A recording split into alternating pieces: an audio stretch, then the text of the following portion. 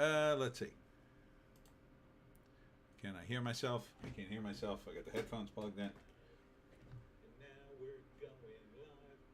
Okay, I can hear myself. We are live. Welcome to Hollywoke Hot Take Live, where we do it live. And Arden is already here. What does he say here? I cannot. Oh, he's written it backwards. All right. If you can read this, you can read backwards. I don't know how you did that. Is there like a special function on the keyboard? It must be like a hot keyboard thing that does that. Anyhow, oh, Joan, don't start whining. We just started. We literally just started, and I am not taking anywhere for the next couple of hours at least. Okay, Stinky? Your breath stinks. Your breath stinks bad. Stop licking your own butt. LeMay is here. Hello. Hello, LeMay. All right. We are live, and I'm on time. I just made it here. Ardent? Nah, I'm just weird and did it carefully. Oh, interesting. As always, I go over my week. It was a very interesting week. Monday, I went to, what was it? Gosh, that was the Pine Shores Art Association, I believe. I think that was it. Yeah. And that was a very interesting visit and talk. And then Wednesday, I did, the hell did I do? Oh, gosh. Indie Phantom is here. Good day, Tony. Arden says hello to LeMay. The hell did I do Wednesday? I don't even remember. Oh, it was at the Golden Nugget. That's right. It was at the Golden Nugget where there was no microphone, so I had to scream over a restaurant full of people. Then Thursday, I did the Women's Club in Medford. They were very nice. They had snacks. Everybody had snacks this week. Yesterday, I did the indie author event at the Bridgetown Public Library. They had snacks. And I went to the Groovy Graveyard today in Asbury Park, and he bought pizza. And that was fantastic. So, sold some books along the way. Made a few friends. And then this Wednesday, I have a colonoscopy. So, that's kind of a kind of a bummer, but what are you going to do? Hopefully it's in and out, as they say. Whoa! Yeah, so that's what I'm doing this upcoming week. Ugh. Ardent, LOL. Hawker Tony sounds like an interesting character development. Indie Phantom, mic issues sounds Trumpian. Really? I still can't do Trump. I still can't do Trump. How's the mic now? Does the mic sound better? Am I sounding weird? Today we were doing Marlon Brando impersonations at Groovy Graveyard. Let me see if I can do it again. I was wearing my bucket hat on the Isle of Dr. Monroe, and I put the ice in the bucket to cool my head. It's not as good now. I cleared my throat too much. Ardent, colonoscopy, Tony, has a less interesting character development. Ardent, better. Okay, good. I've been having mic problems. I may need a new mic. Either that or the connection's loose or something. I don't know. But yeah, that was my week. And yeah, it was all right. It was all right. And spending time with the doggy and the missus, as they say. So that was all good. And I finally got to see Indie Phantom. No, you said you had a lack of mic at venue. Oh, that. Yeah. Yeah. Last time I did the Golden Nugget, they had a mic at the event. And I got there. And last time the problem wasn't the mic. There was a sports game on while I was doing my talk. And that I don't want to compete with that. This time it was a restaurant full of people. And if I had had that mic, I probably would have done very well. But because I didn't have the mic, I was screaming over the din of the restaurant. Yeah, it didn't work. So, But there were some. I still met some nice people, and I'm still glad they allow me to do this stuff. So it's not that I'm complaining. It's just like I wish I had had the mic, or I wish I'd known the mic wasn't going to be there, and then I could have maybe brought my mic. But whatever.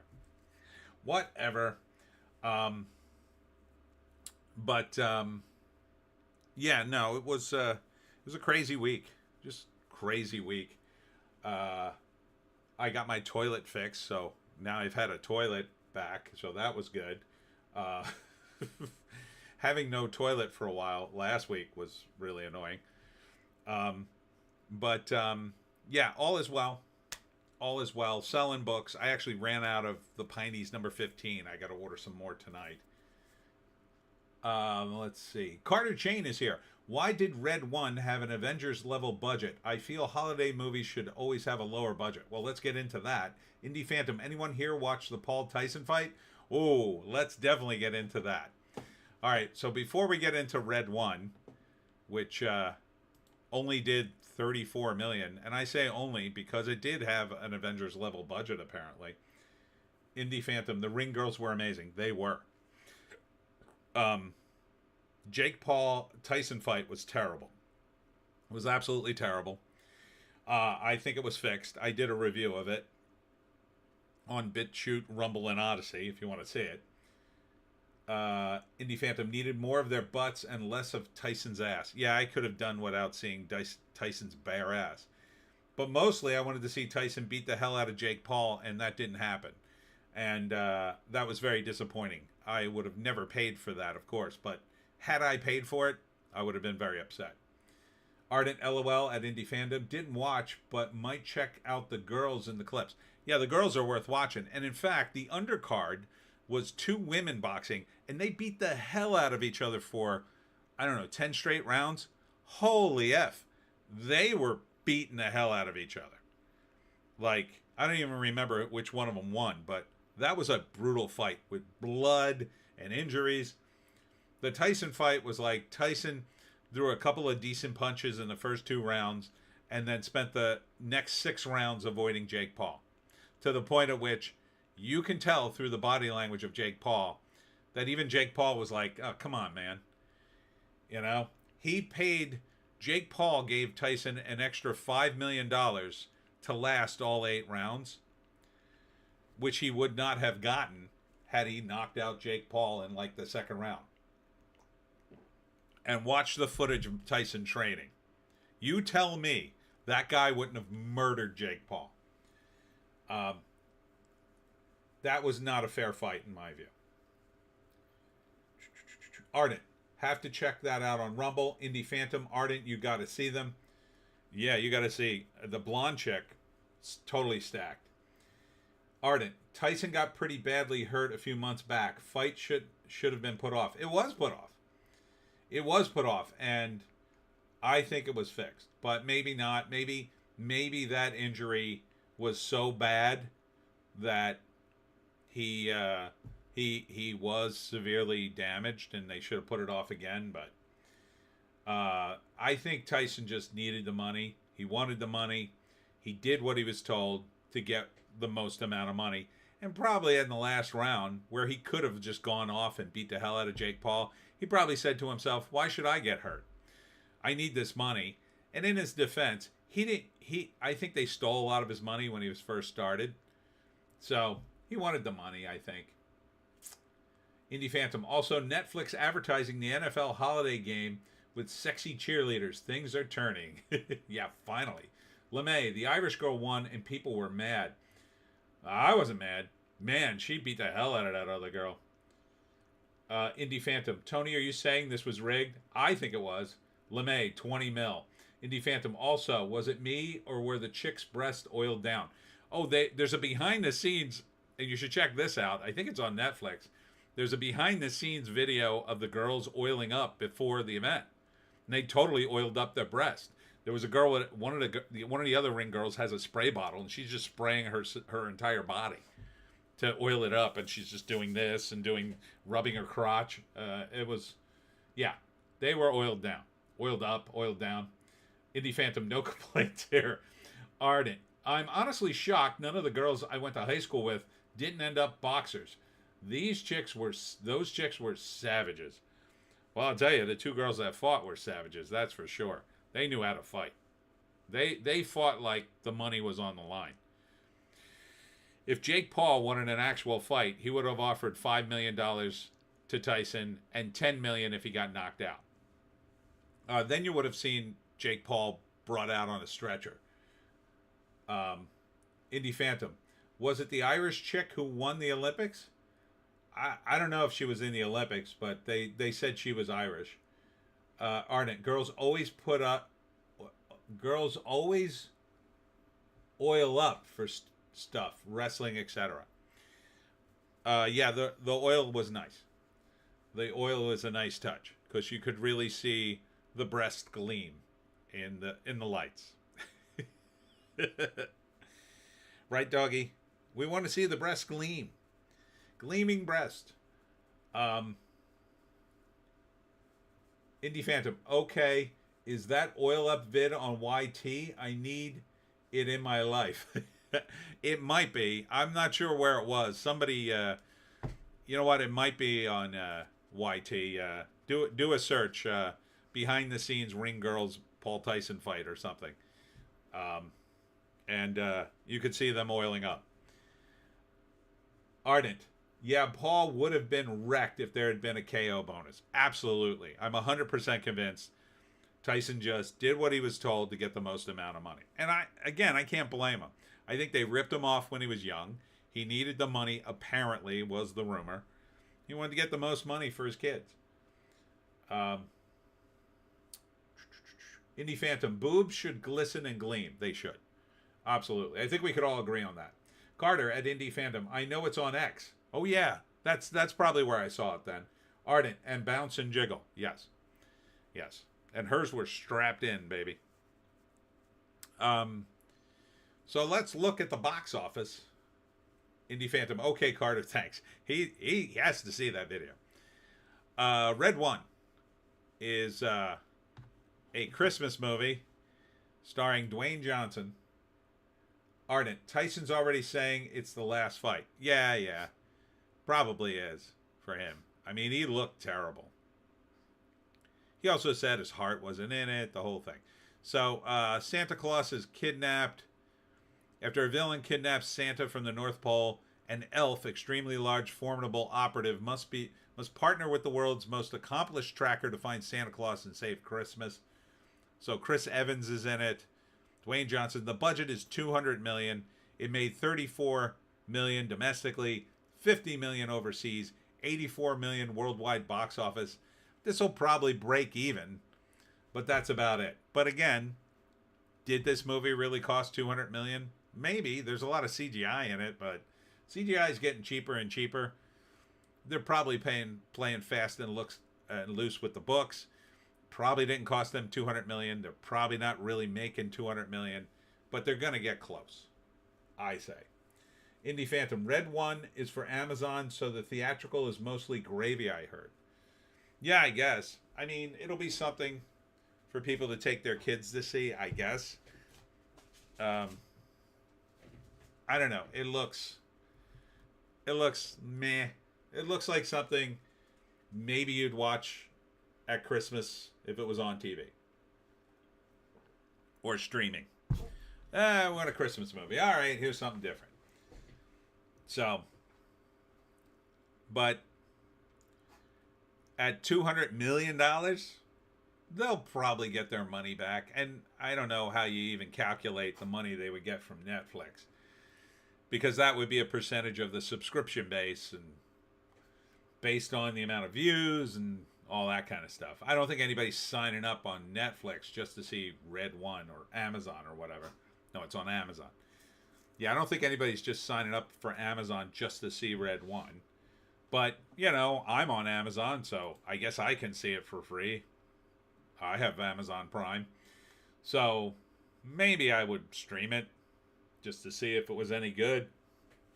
But in a week, I'll forget about this movie. The moment it's off this list, I'll completely forget about it. It's totally forgettable, in my view. Indie Phantom, it will be on Prime by Xmas. Strategy seems okay. It is Amazon. Yeah, and at least it's not woke. I mean, it doesn't appear to be woke. So there's that. Amazon cranks out a lot of woke stuff, in my opinion. Carter, was Elf low budget? I feel that should be the standard for Christmas movie production cost. Elf was pretty low budget. I mean, it's a comedy, so you didn't need a lot of effects. They had a few effects in it. Not many. Probably the biggest price tag was James Caan and Will Ferrell and maybe Bob Newhart, but you know, I don't think Elf cost a lot of money. You know what? Let's find out. I would budget Elf, I don't know, maybe 30 million, if that. I mean, this was 2003. I don't even think it cost that much. 2003. I mean, the gross worldwide, it's about 400 million. It looks like total. Yeah, there we go. There we go. Elf. No, it was 227 total. Yeah, see, it doesn't, it's a comedy, so it doesn't do as big overseas. But here it did 181 million. See, we like the movie. Oh, there it is, 32 million. You know, we in America love the movie Elf because it's a very American movie. But overseas, they're not gonna, it's not gonna hit as hard. So 32 million in 2003, that was like a mid-level movie. It wasn't a giant budget, but that wasn't a low budget. That was a little higher than low budget. In 2003, like 10 million would have been low budget. 10, 15. So this was, I mean, Will Ferrell was still pretty big at the time.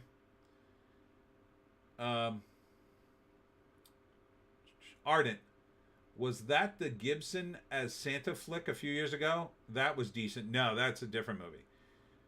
Ardent, I hated Elf. Oh, weird. You're the only person I ever heard say that. Indie Phantom, Chris Evans is a woke fool. That's true. I don't know if he's woke in the movie, though. Indie Phantom, Netflix had a generic flick with The Rock that also had red in the title. Oh, yeah, it was like, Gal Gadot's in it. Agent Red or something? Red something. Ardent, Red Notice. That might have been it. It was meh, even with Ryan Reynolds. And I forgot he was in it. We were talking movies today at the Groovy Graveyard signing. And we were talking about Glenn Ross. And I had forgotten Al Pacino was in that movie. Al Pacino was in Glenn Ross. I totally didn't remember that. And I saw that movie.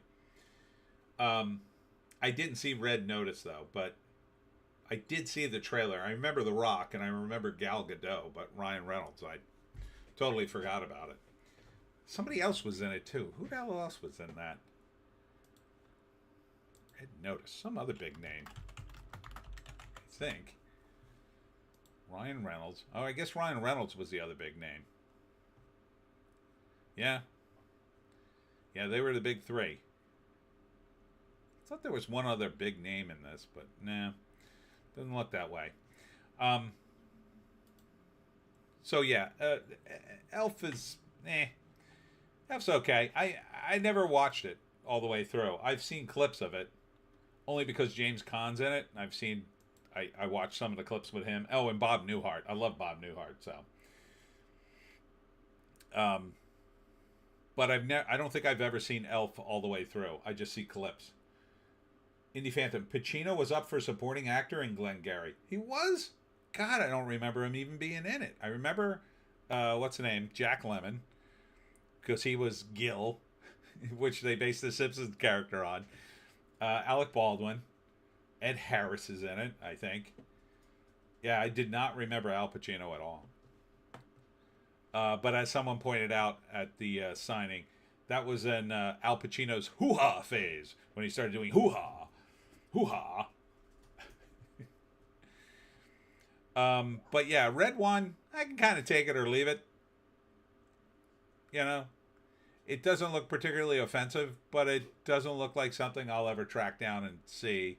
If I happen to be in a room where it's playing, I won't scream to turn it off, but I might go, all right, I'll watch this and eat candy canes or whatever. But, you know, these days, oh, JEC is here. Hi, hi, hi. These days, like, we don't do that anymore. It used to be I would go over to my relative's house and I'd say hi to everybody and, we'd hang out and then, within 10, 15 minutes, we'd all be bored and we'd start watching TV. And TV was a thing before the internet. That was our internet back in the day. So you'd put on something on TV. And these days, you just don't do that anymore. Everybody's got a phone. Everybody does their own thing. It's just, yeah.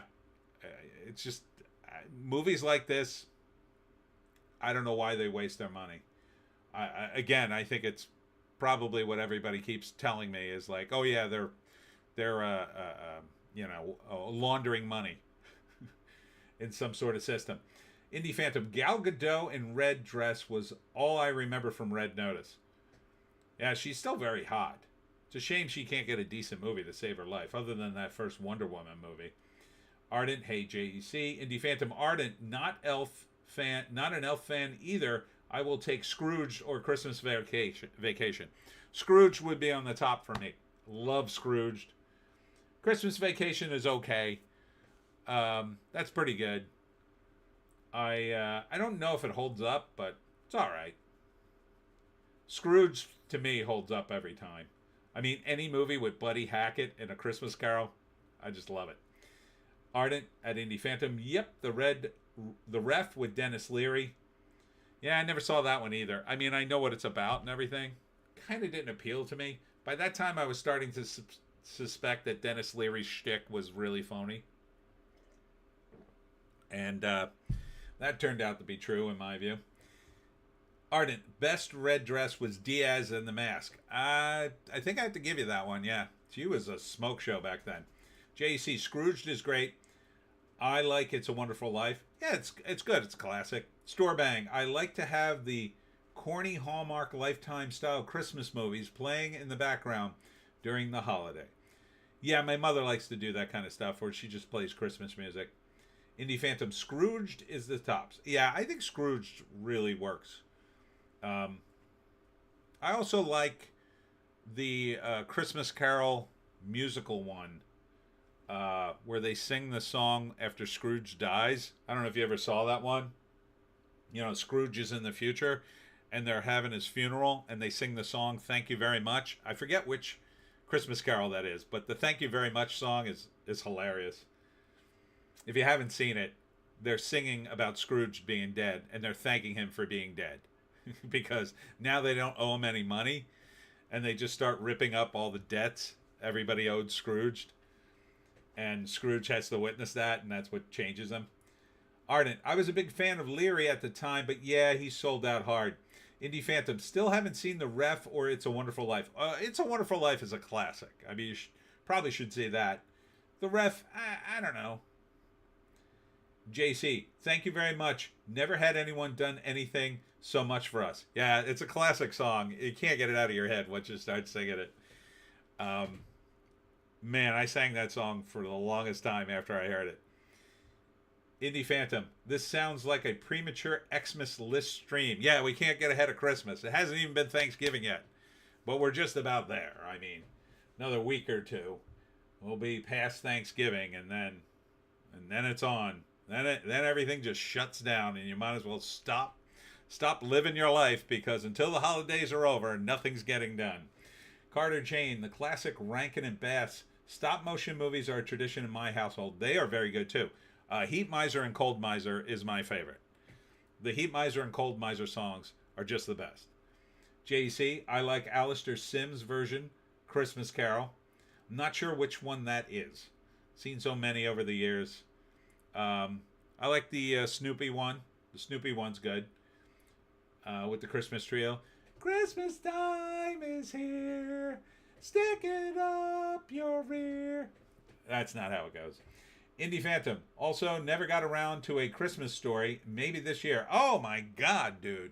You got to see that one. I totally forgot. And the sequel's good too. The sequel made by the guy who was in the original one is really good. It's a worthy follow-up to the first one. Because the first one takes place in like the 40s And then the second one is a direct sequel with the kid with glasses who's grown up, and it is the same actor, and he even got the same cast around him, and they're all grown up in the 70s. Oh man, you got to see both of them. Ardent. Yep, way to go, Clarence. Speaking of musicals, I made a mistake of watching Star Trek Strange New Worlds. Second last episode was a musical. You made a huge mistake, my friend, Ardent. You made a giant, huge mistake. And let me tell you something. The lead in Star Trek Strange New Worlds, I have an article somewhere. We'll get to it later. But he went off on the fans. He lost his damn mind, just like every other woke actor in Hollywood. And for some reason, he thought it would be good to lecture us all. Yeah, so if you don't have enough reasons not to watch Strange New Worlds, I'm soon going to give you another. Indie Phantom. George C. Scott is a banger, Scrooge. Yes. If only he had said... if you've ever watched the George C. Scott movie where his daughter goes into porn and he ends up watching the movie and it's like, turn it off, turn it off, turn it off. It's this classic scene. JC from 1951. Ardent. Sims version was the original black and white one, if I recall correctly. At Carter Chain, yeah, those stop motions are classics. Yeah, I've seen so many of Christmas Carol over the years. It's just hard to remember them all. And then, of course, you've got all the sitcom versions of it, too. Ardent. Anson Mount, not shocked. His best work was Hell on Wheels almost 20 years ago. Wow, has it been that long? Ardent, and he played Black Bolt in The Inhumans. Oh, that show went nowhere. That show went nowhere. So yeah, number one is Red One, which finally knocks off Venom: The Last Dance. After being at the top of the box office for 3 weeks. This is bizarre because I don't even think the movie's that good. Nobody's really raving about it, but I just don't think there's anything else out until now that could even compete with it. JC and Ardent, nah, there's versions going back to the silent era. It's just a good one. That's a good one. Venom made $7.3 million and did pretty well overall. I mean, overseas it did $308 million, which is crazy. So this thing cracked $400 million, but go figure. Indie Phantom. Henry Winkler even frickin' played Scrooge. Same with Patrick Stewart. Yeah. I don't think I saw the Henry Winkler one. I may have seen the Patrick Stewart one. Indie Phantom. Venom killed in China. Yeah. It's weird. Every once in a while, something kills in China and it makes a ton of money. So I don't know if they're willing to let Tom Hardy go yet. I think they should do a Tom Hardy, Tom Holland, Venom, Spider-Man movie. But I don't think they could do another Venom. Come on. Do the Spider-Man Venom movie if you do anything. Otherwise, I'm not interested. Number 3, for the second week in a row, is the best Christmas pageant ever, which actually doesn't look too bad.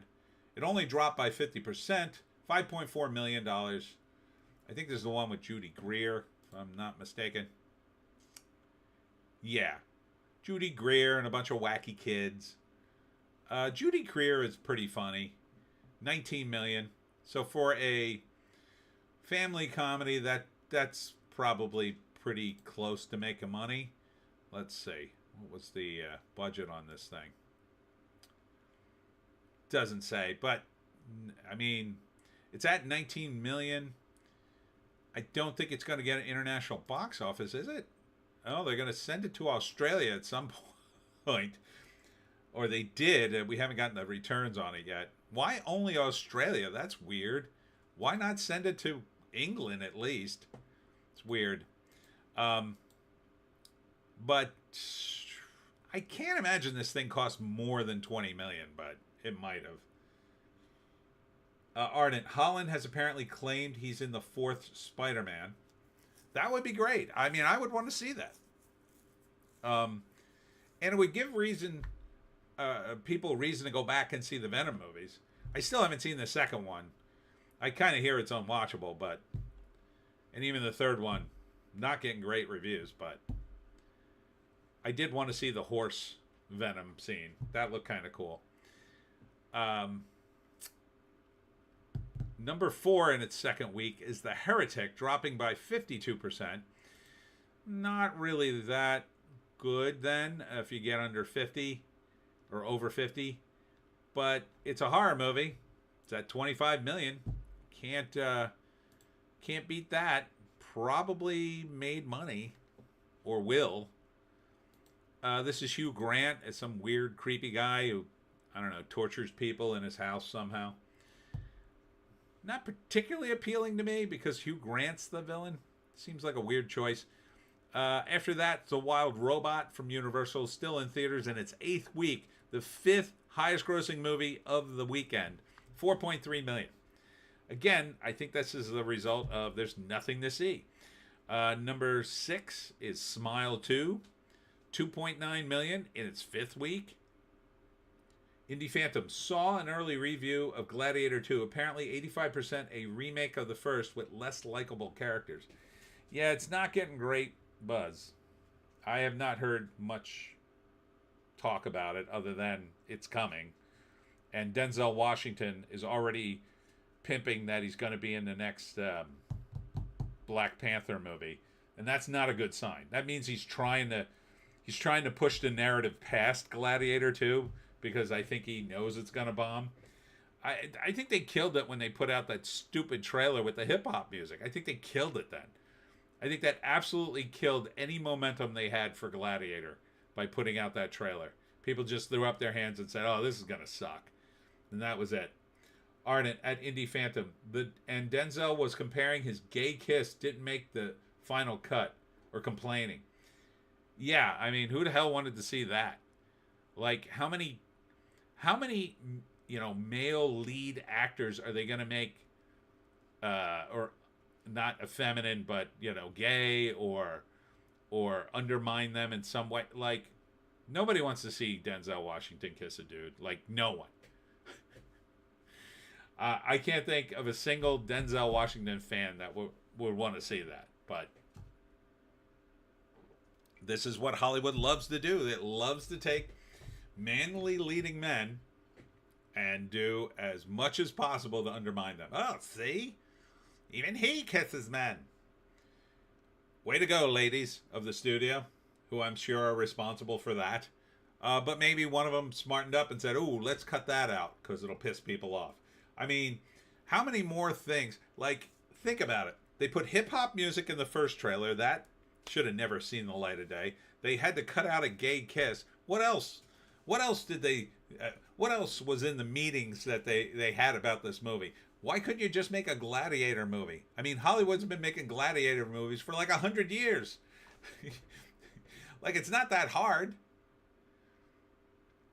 Ardent. The word you're looking for is subversion. Yes. Indie Phantom. What happened to Denzel? He once told Will Smith, don't be kissing no man on screen. He almost quit Philadelphia. Remember Hank's award speech? Yeah. I do. Carter Chain. At Ardent. He was probably just upset he did that for nothing. Maybe. Ardent. At Carter Chain. Yeah, that's the sense I got. I don't know why he would even come out with it if they cut it out of the movie. Who the hell would know about it? Like, did he think he was somehow scoring some points by saying that? I don't get it. Number 7 is Conclave. This is the Pope movie. I love when, and I talked about this in the trailer review, I love when Hollywood does a deeply religious movie about religion and then goes off on a tangent of how liberal religion should be. And that's kind of what I get the sense of with Conclave. And it's kind of ironic considering the current pope is basically a communist. And yeah, I just don't, and Ray Fiennes, meanwhile, is, knocking it out of the park as he always does. But I just don't get these people anymore. We hate religion. We're Hollywood. We hate it. Oh, here's a religious movie. Like, why would anybody go see it from you people? I mean, if Angel Studios makes a religious movie, religious people can count on, oh, well, they're going to be very sensitive to religious people's, a religious audience's needs. Hollywood? The biggest names in show business? I kind of doubt it. I kind of doubt it. Indie Phantom. To be honest, not even a big fan of the first Gladiator. I like the first one. Indie Phantom, no interest in Conclave. Only because Ray Fiennes was in it, he almost, if you watch the trailer, he almost lifts it up. But then Stanley Tucci's in it as the argumentative bishop or something. You know, he's like, oh, you can't do this. We need a pope. Or something like that. And I'm just like, why is Stanley Tucci in this? He seems all wrong for the part. Seemed way too American. But whatever. 8 is Hello, Love Again. I don't know what this movie is. And that's number 8. God, there's hardly any movies out this month. Or this weekend. Hello, Love Again. I have no idea what this movie is. Let's read the summary.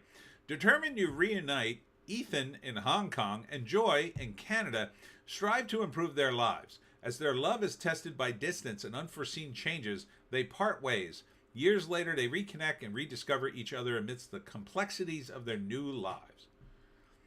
Okay. That's 2.3 million.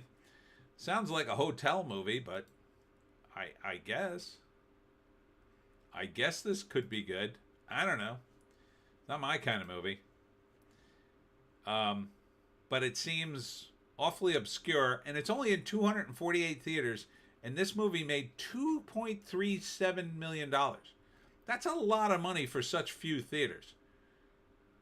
Get this in 4,000 theaters, distributor. What the hell are you doing? This thing should be in thousands of theaters. If it's making that kind of money, look at it. It almost made the same amount as Conclave that's in 10 times the amount of theaters. This movie needs to be in more theaters. Because if that's any indication, that's going to do very well. Holy crap. Ardent, LOL, I want to do a papal version of King Ralph now, where a random American tourist bumbles into the job of the head of the Catholic Church. Sydney Sweeney plays his long-suffering and very religious daughter. That sounds fun, actually. Pope Ralph. He's the Pope. Whoa. Oh no, Pope. And you got to have Father Anthony Guido Sarducci in it too. Is he still alive? I think he is. You got to have him in it. He should be like the bishop that is his mentor. Oh no, Pope. You should not have done that. And it should be Father Guido, but he somehow got promoted to like Bishop Guido Sarducci. Oh, that'd be amazing. That would be amazing. Please tell me that Father Guido Sarducci is alive. I love that pitch. Get it on my desk by Tuesday. Number 9 is A Real Pain from Searchlight. 2.3 million. This is in 1,100 theaters, and it did 2.3 million. The other movie is only in 248. I can't get over this. It was only in 248 theaters, and it made the same amount of money. It's crazy. Ardent, LOL, get one of the guys from Trailer Park Boys. Sarducci was Joe Flaherty to play Pope Ricky. No, Father Sarducci was not Joe Flaherty. That was not Joe Flaherty. I know that. Let's see if he's in here. Father Guido. Let's see if he's in here. Don Novello was his name. Here he is. Let's see if he's still alive. All right. Is he still alive? I think he is. Yeah, he's still alive. Not for much longer, though. He's 81. He's 81. Yeah. Yeah. A comedy movie with the Pope. You got to put Father Guido Sarducci in it. Absolutely 100%. And Ricky would be funny as Pope Ricky. Ardent, did a search. Joe Flaherty listed as having died on April 1st this year. I'm not buying it. JC, Randy Bishop tries getting busy with a nun and sets her abbot on fire, and the right color smoke comes out in the chimney and elects Ralph Pope. I'm liking this better and better. Every pitch is getting better and better. Ardent, oh, I was thinking of a different character then. Indie Phantom, I can't see the list on my phone, but is here even in the top 10? I don't even think it's on the list this week. No, it's 12. We haven't gotten to it yet. A Real Pain, by the way. Ardent at JC. It writes itself. A Real Pain is the movie with Macaulay Culkin's brother and Jesse Eisenberg. And it's fine. Number 10 is Honora, which is the movie I told you about. The actress poo-pooed the intimacy coordinator. It's getting a lot of good buzz. It's in its 6th week, though. But it's at 1.1 million, which is pretty good considering I don't think this movie cost a lot of money at all. I mean, it's over 20 million. Yeah, it doesn't have its budget here, but I don't think this movie costs a lot of money at all. So I think she's got a good career ahead of her. Number 11, We Live in Time. That's the Andrew Garfield romance movie, 1.1 million. And then number 12 is here. Indie Phantom. Jesse Eisenberg is a real pain. He did that Bigfoot movie that just looked like the stupidest thing ever, and it just sort of came and went. They seem to put a ton of effort in it. I feel bad that it did so poorly, but I took one look at it and I'm just like, why would I watch this? Like, what were you thinking, man? A family of Bigfoots? Okay. I mean, if you're doing a Harry and the Hendersons thing, maybe. Here made $865,000. Jesus, what a wreck. Third week, it's only done $12 million. Whew, it cost $50 million to make this movie. Ouch. And that's about it. That's about all she wrote. That's about it. If this thing cracks 15 million, it'll be a miracle. Ardent, I was thinking of SCTV, not SNL for Flaherty, and he did die on the 1st of April. I'm not sure he was laughing on his way through the pearly gates, or the Peters gates. Yes, Joe Flaherty is dead. I did know that, which is very sad. He was a genius. He didn't get the fame I think he rightly deserved, like a lot of the SNL or SCTV guys did. For some reason, he didn't make the jump. I don't know why. But he had a lot of great characters. But my God, here is just going to be on streaming, and people will watch it as a novelty, I guess.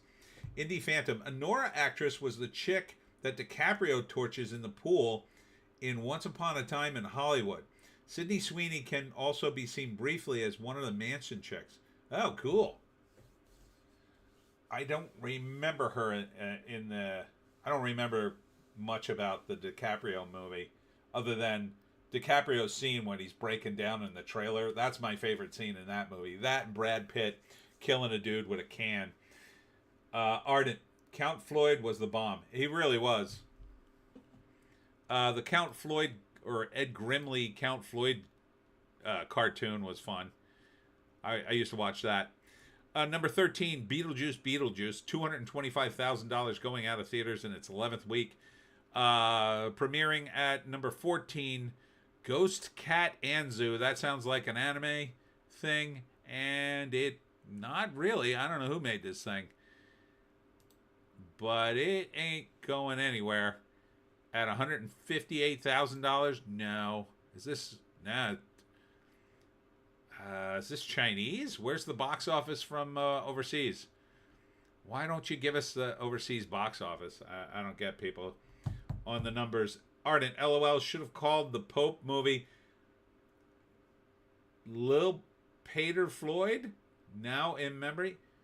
Il Pater Floyd, now in memory. I don't get that. Sorry. Number 15, Overlord, The Sacred Kingdom. I don't know what that is. In its 2nd week, dropping by 86%. Oh, this movie's done. Whatever the hell it is. I guess it's a cartoon. I'm not sure. Not doing well overseas either. I don't know what this is, but it is no legs. The Substance is still in theaters. I still want to see this movie, but I'll wait for streaming. in its ninth week. I think this may be up for some Oscars, actually. 45 million. I don't know. What did this cost? Yeah, I don't know. I don't know if that's money. 45 million, that's a tough one to call. Ardent, Korean, I think. I don't know. Didn't look like Korean letters. Transformers 1. Oh, good riddance. Go out of theaters already. Premiering in 3 theaters. All We Imagine as Light. That sounds like, yeah, it's kind of a foreign movie. Sounds kind of pretentious, actually. It's made $350,000. Ardent, it's Japanese. Oh, okay. And finally, The Carpenter. Sounds like a religious movie. Is this a Jesus movie, I think? Yes, it appears so. And that's it. That is it. That is pathetic. That is the most pathetic box office yet. 71 million. It's not the lowest. I mean, I guess thanks to Red One and Venom, but Jesus, might as well be. I mean, somebody on Twitter was complaining they wanted to go to the movies and there's nothing to see. Well, no S. Look at this list. I mean, even if there was something on this list that you kind of wanted to see, you probably already saw it. And if you saw one movie in the theaters, you probably saw the one you wanted to see, and everything else is just like, meh. The only thing on this list I would go to the theaters for, maybe Anora. Maybe. Only because it sounds intriguing. It's getting a lot of good buzz. Maybe The Substance, but it's mostly out of theaters now. The rest of the stuff I can wait for. I can wait for really all of this on streaming at this point in my life. It's just like, Red One probably looks decent on the screen, but I'm not paying for Red One. No way. No way I'm paying for that movie. Too many of these movies are just not worth paying for. If the choice is pay $14 or wait 3 months, waiting 3 months is not that long. It's really not. For a movie that I barely am interested in, yeah. And if I miss it and forget about it, I don't care. I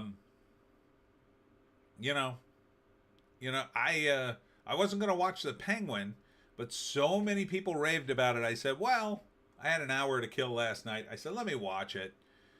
Give me something to review. And it wasn't bad. It was pretty good. I may watch the rest of the episodes if I get some time. But even that, that was pretty decent. I'm not killing myself to watch them. But none of this is, I mean, maybe Venom, only because I saw the first one.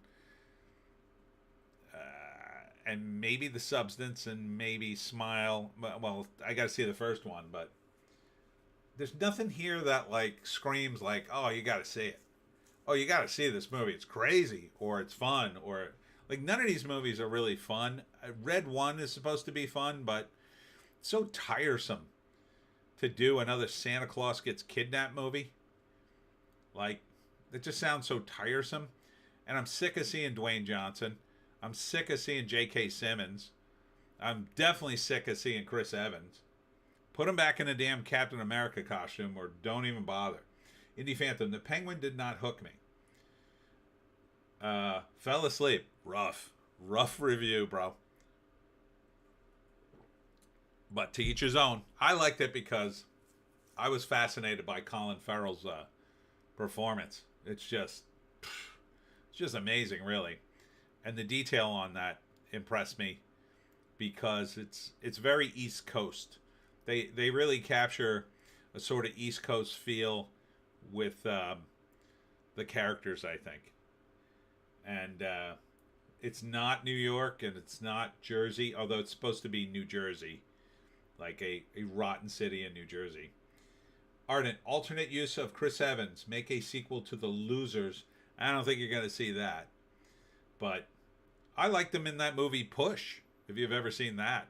That wasn't bad. That was like a movie that came out about superheroes before they started doing the superhero movies. It was one of those ones where Hollywood's like, oh, we don't want to call them superheroes. We'll call them something else and pretend like they're not really superheroes. And, back when Hollywood was afraid of doing comic books, now they can't get enough of it. But yeah, most of these movies, could wait. Could wait all kinds of time. There's just no craft in a lot of these. That's the main thing. Like, there's no craft in it. And the guys who have a little bit of craft are being wasted on movies like Venom. Tom Hardy is just too good of an actor to be in Venom. They should have given him what could be a better movie that Tom Hardy was in that would be good on this list? Nothing really. Yeah, can't think of a single. I mean, they're just not great scripts. That's what it boils down to. Indie Phantom, not another teen movie. Best Chris Evans flick. Ardent, I get Push and Hayden Christensen's Jumper confused. Jumper's the one where they teleport. Push is the one where they have different abilities. All right, let's see what's going on in the trades. Phantom Pulse. DC Comics artist bizarrely brags he has no idea why Batman White Knight is banned from some school libraries when it features graphic sexual content. That's so crazy. You mean Superman doing a helicopter with his junk isn't family friendly? That's crazy. JC, I don't know if they do that in the comic. I'm just making that up. JC, maybe if they had made a Mad Max movie instead of whatever Furiosa was. Yeah, Ardent agrees. Yeah, a Mad Max movie, Old Man Mad Max, would have been friggin' stellar. Would have been stellar. I would have seen that. 100% I would have been in a theater. For a Mad Max movie with Mel Gibson, again, one last time, sign me up. Or, if you were going to reboot it with Tom Hardy, here's a thought, make Mad Max the main character. As opposed to whatever the hell that Mad Max movie was. Ardent, stop giving the robot chicken guys ideas. Human helicoptering. Why, are they writing the comics now? That would explain some of it. At least those guys were funny, though. What the hell was in this thing that they wouldn't stock it?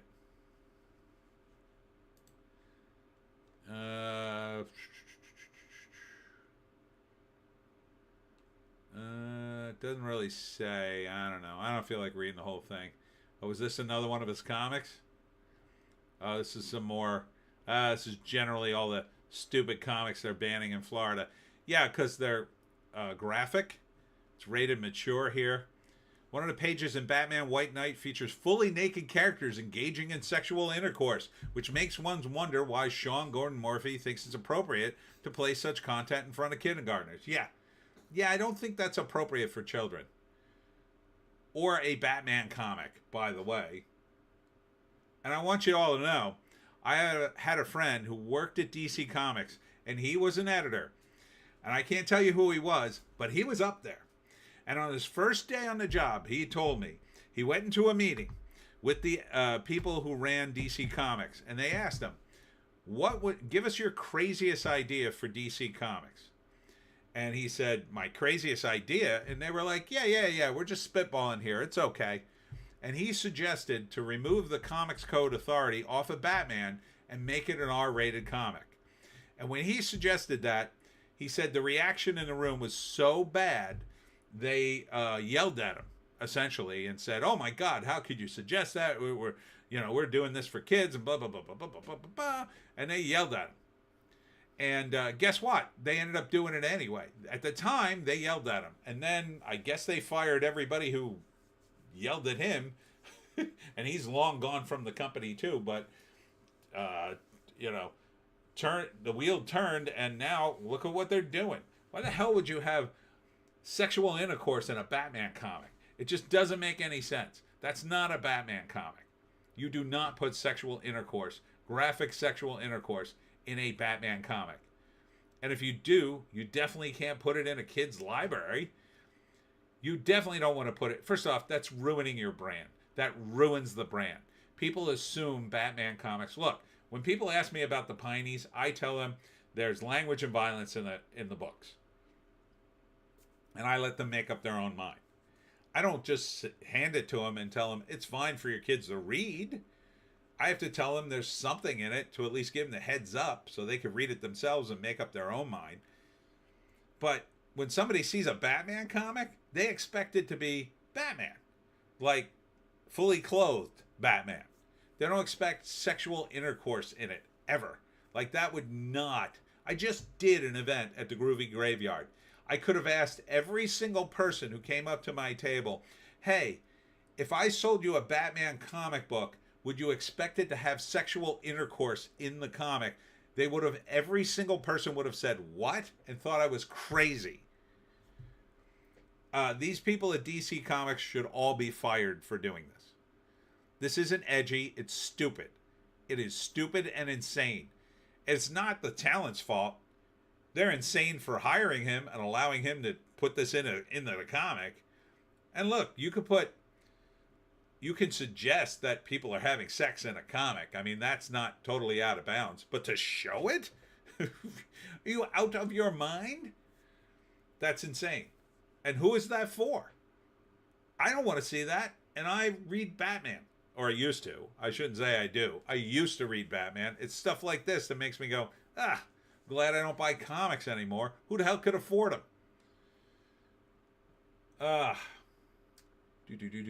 Ardent Zorro. Now that's a character that needs a reboot. I think it's in the public domain. JC. Just swipe Furiosa and her mother out with Mad Max and his daughter.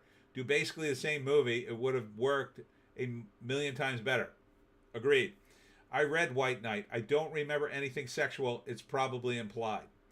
Ardent. Batman does not keep condoms in his utility belt. It says here it features fully naked characters engaging in sexual intercourse. But still. I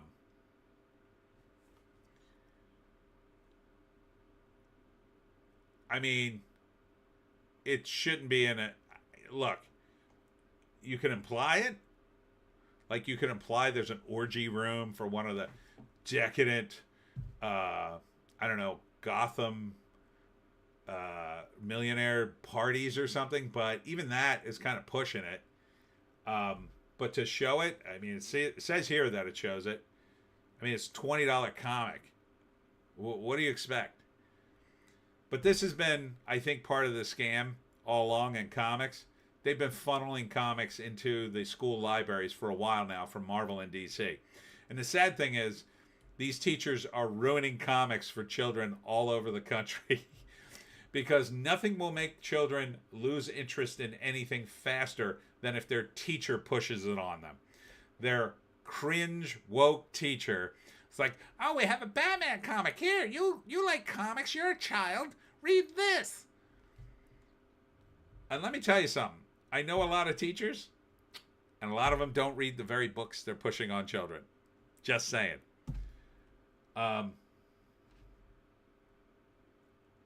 Ardent, there was a very mature graphic novel called Breathtaker in the early 90s, which suggested sex, yet Zorro is public domain. JC, Sean Gordon Murphy just did a Zorro book. Indie Phantom, I haven't bought a new comic in probably a decade. LeMay, you aren't making comics for a European audience. Yeah, that's true too. I don't know why they think they sell overseas, because they kind of don't. JC, JDA hypes things up sometimes to make his point. It's probably implied sexual encounter between the Joker and Harley Quinn. Well, I guess. I mean, it's possible. Oh, here's the Star Trek Anson Mount. Star Trek actor Anson Mount melts down telling half of America to F off and warning he will brainwash your children into transgenderism. Okay, let's see. Does he have a tweet? Someone says, "Memo to Hollywood, stop alienating half your audience." Anson Mount, F off. Lost 6K followers since the election. Let's keep it going, people. He sounds mad. Guy says, off to Blue Sky with the rest of the whiny bee celebrities, I'm guessing. Anson Mount, if I did that, then I wouldn't be able to brainwash your children into transgenderism and perform the delicate data mining operations that will allow us to steal the next election for AOC and then force you into slavery with all the other white people. Well, he's obviously making a joke, but it's weird. It's weird to get confrontational like this. Again, I don't know why you would bother to answer a single person on the internet, Anson. I don't know how much you're making, but I assume it's enough to finance your Hollywood lifestyle. Like, why not just keep that instead of getting into arguments with randos on the internet?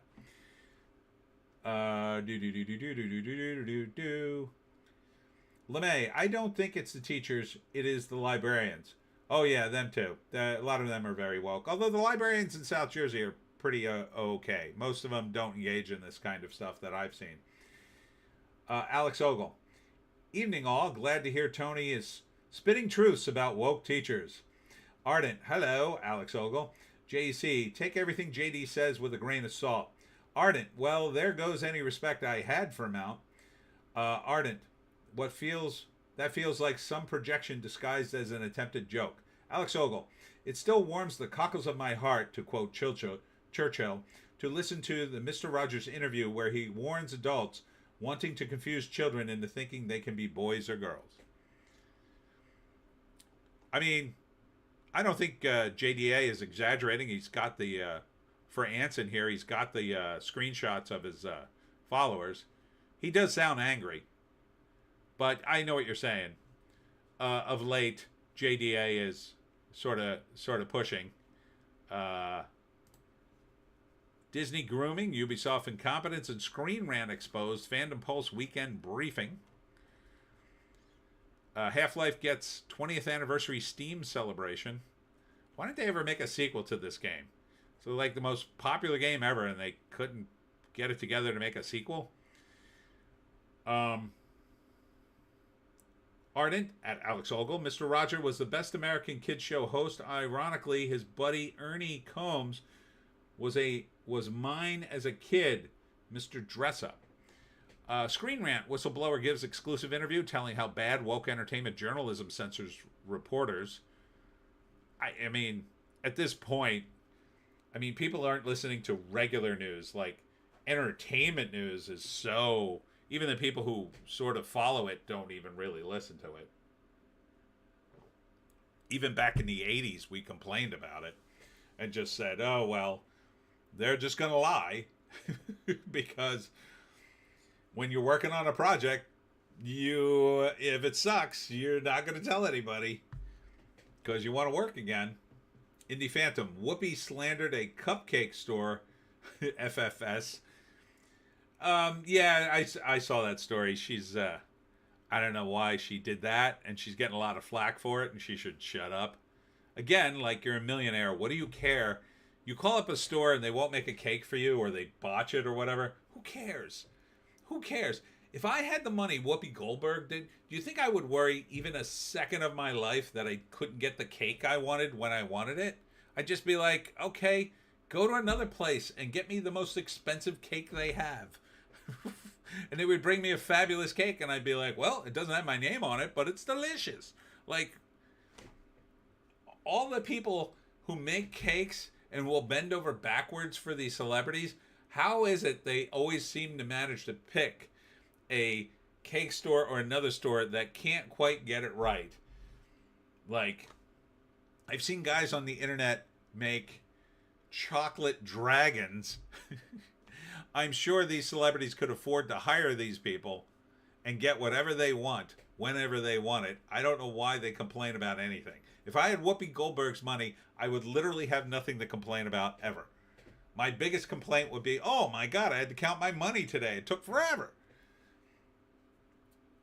Ardent, if I had Whoopi money, I'd make my own darn cupcakes. Yeah, because you'd have nothing but time on your hands.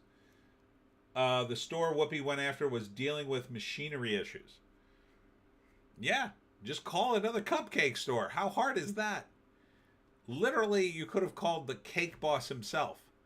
Like, I want a cake. This is the cake boss store. Yeah, but I want the cake boss himself to make it. And he would have made it. Oh, it'll cost you $20,000, but so what? You're a millionaire. What do you care?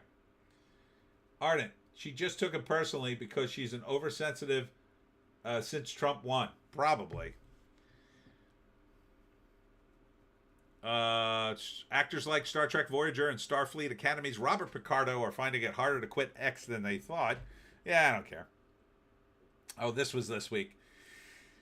Marvel animation story artist complains Disney shelved trans propaganda Moon Girl and Devil Dinosaur episode over Trump election win. That was the first smart move Disney's made in a while. Good. Shelve it all. Shelve the whole series. Alex Ogle. I need to look into Mr. Dress Up more, but I recall moving to Canada and finding about Beauty Days Ralph Zavaldil. Ardent, LOL. Twitter, because Twitter prevails. Twitter X Twitter.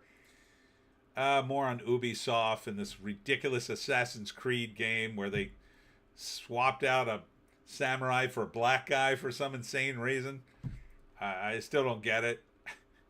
Oh, and this is why. Here it is right here. Assassin's Creed executive producer Mark Alexis Cote. Video games can change the world by changing people. No, they can't. No, they can't at all.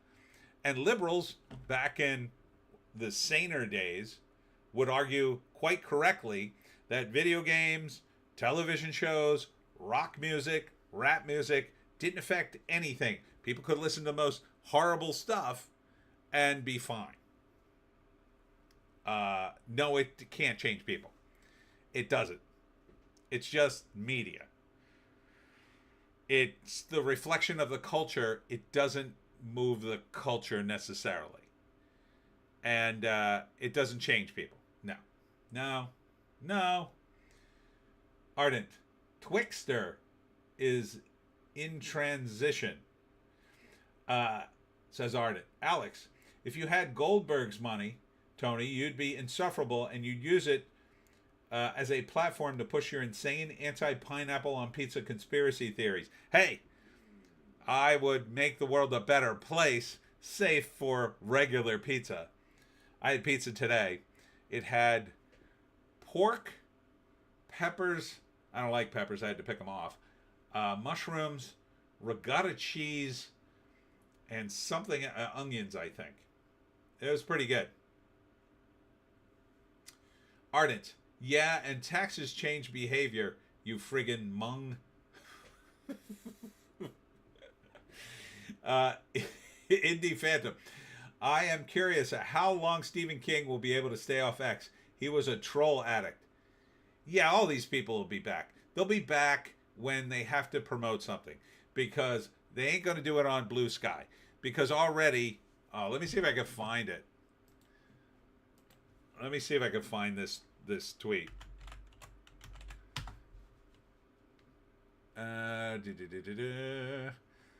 They've been posting this all day.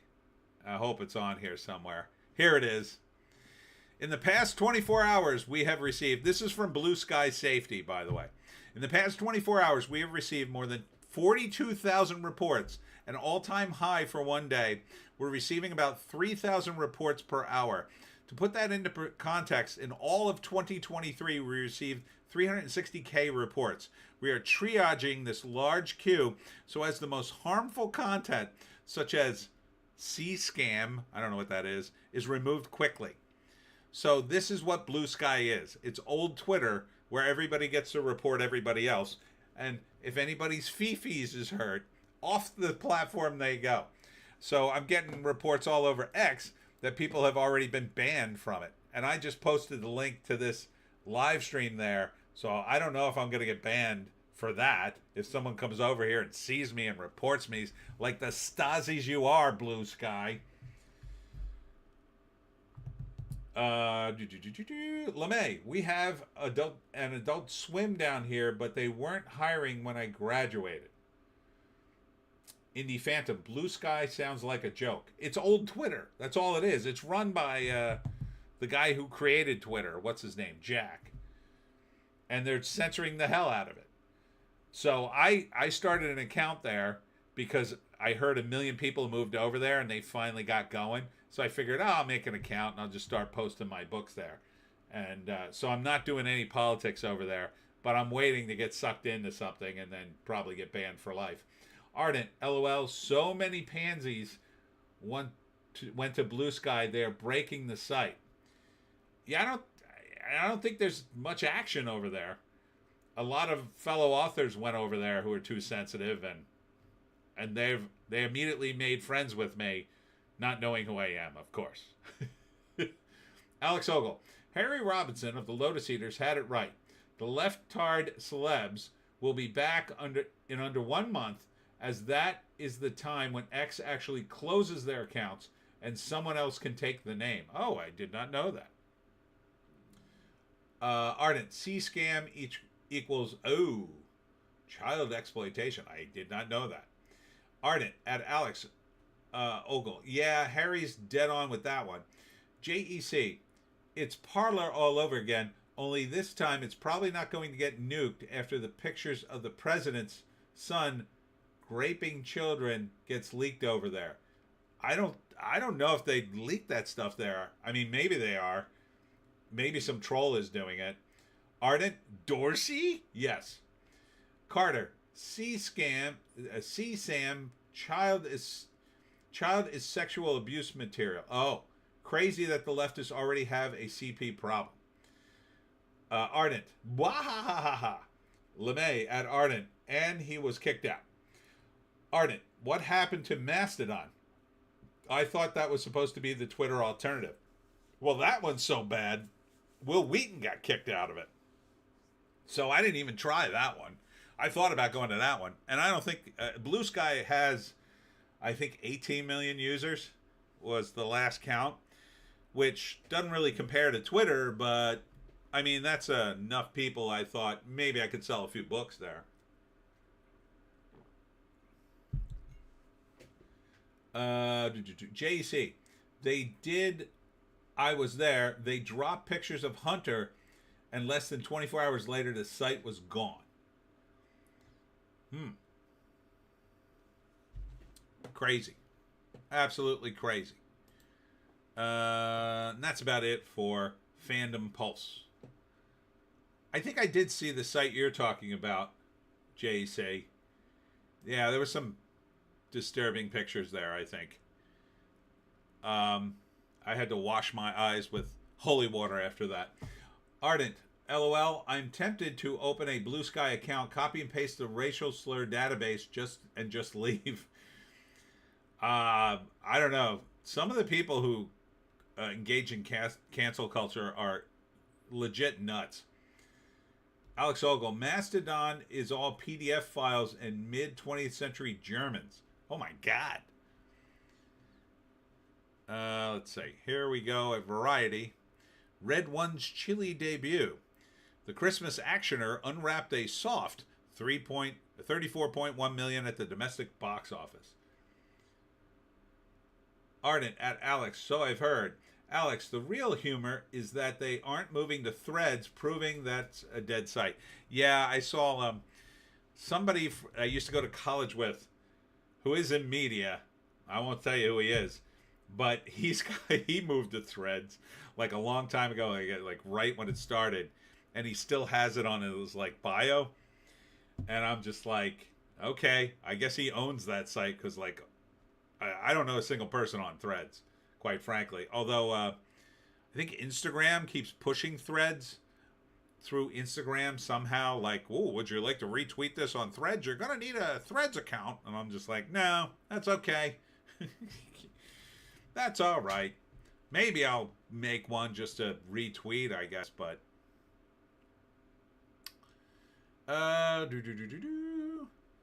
The Substance director, Coriel Fargiate, I don't want to say that wrong, pulls film from Camera Image following festival head's comments about women.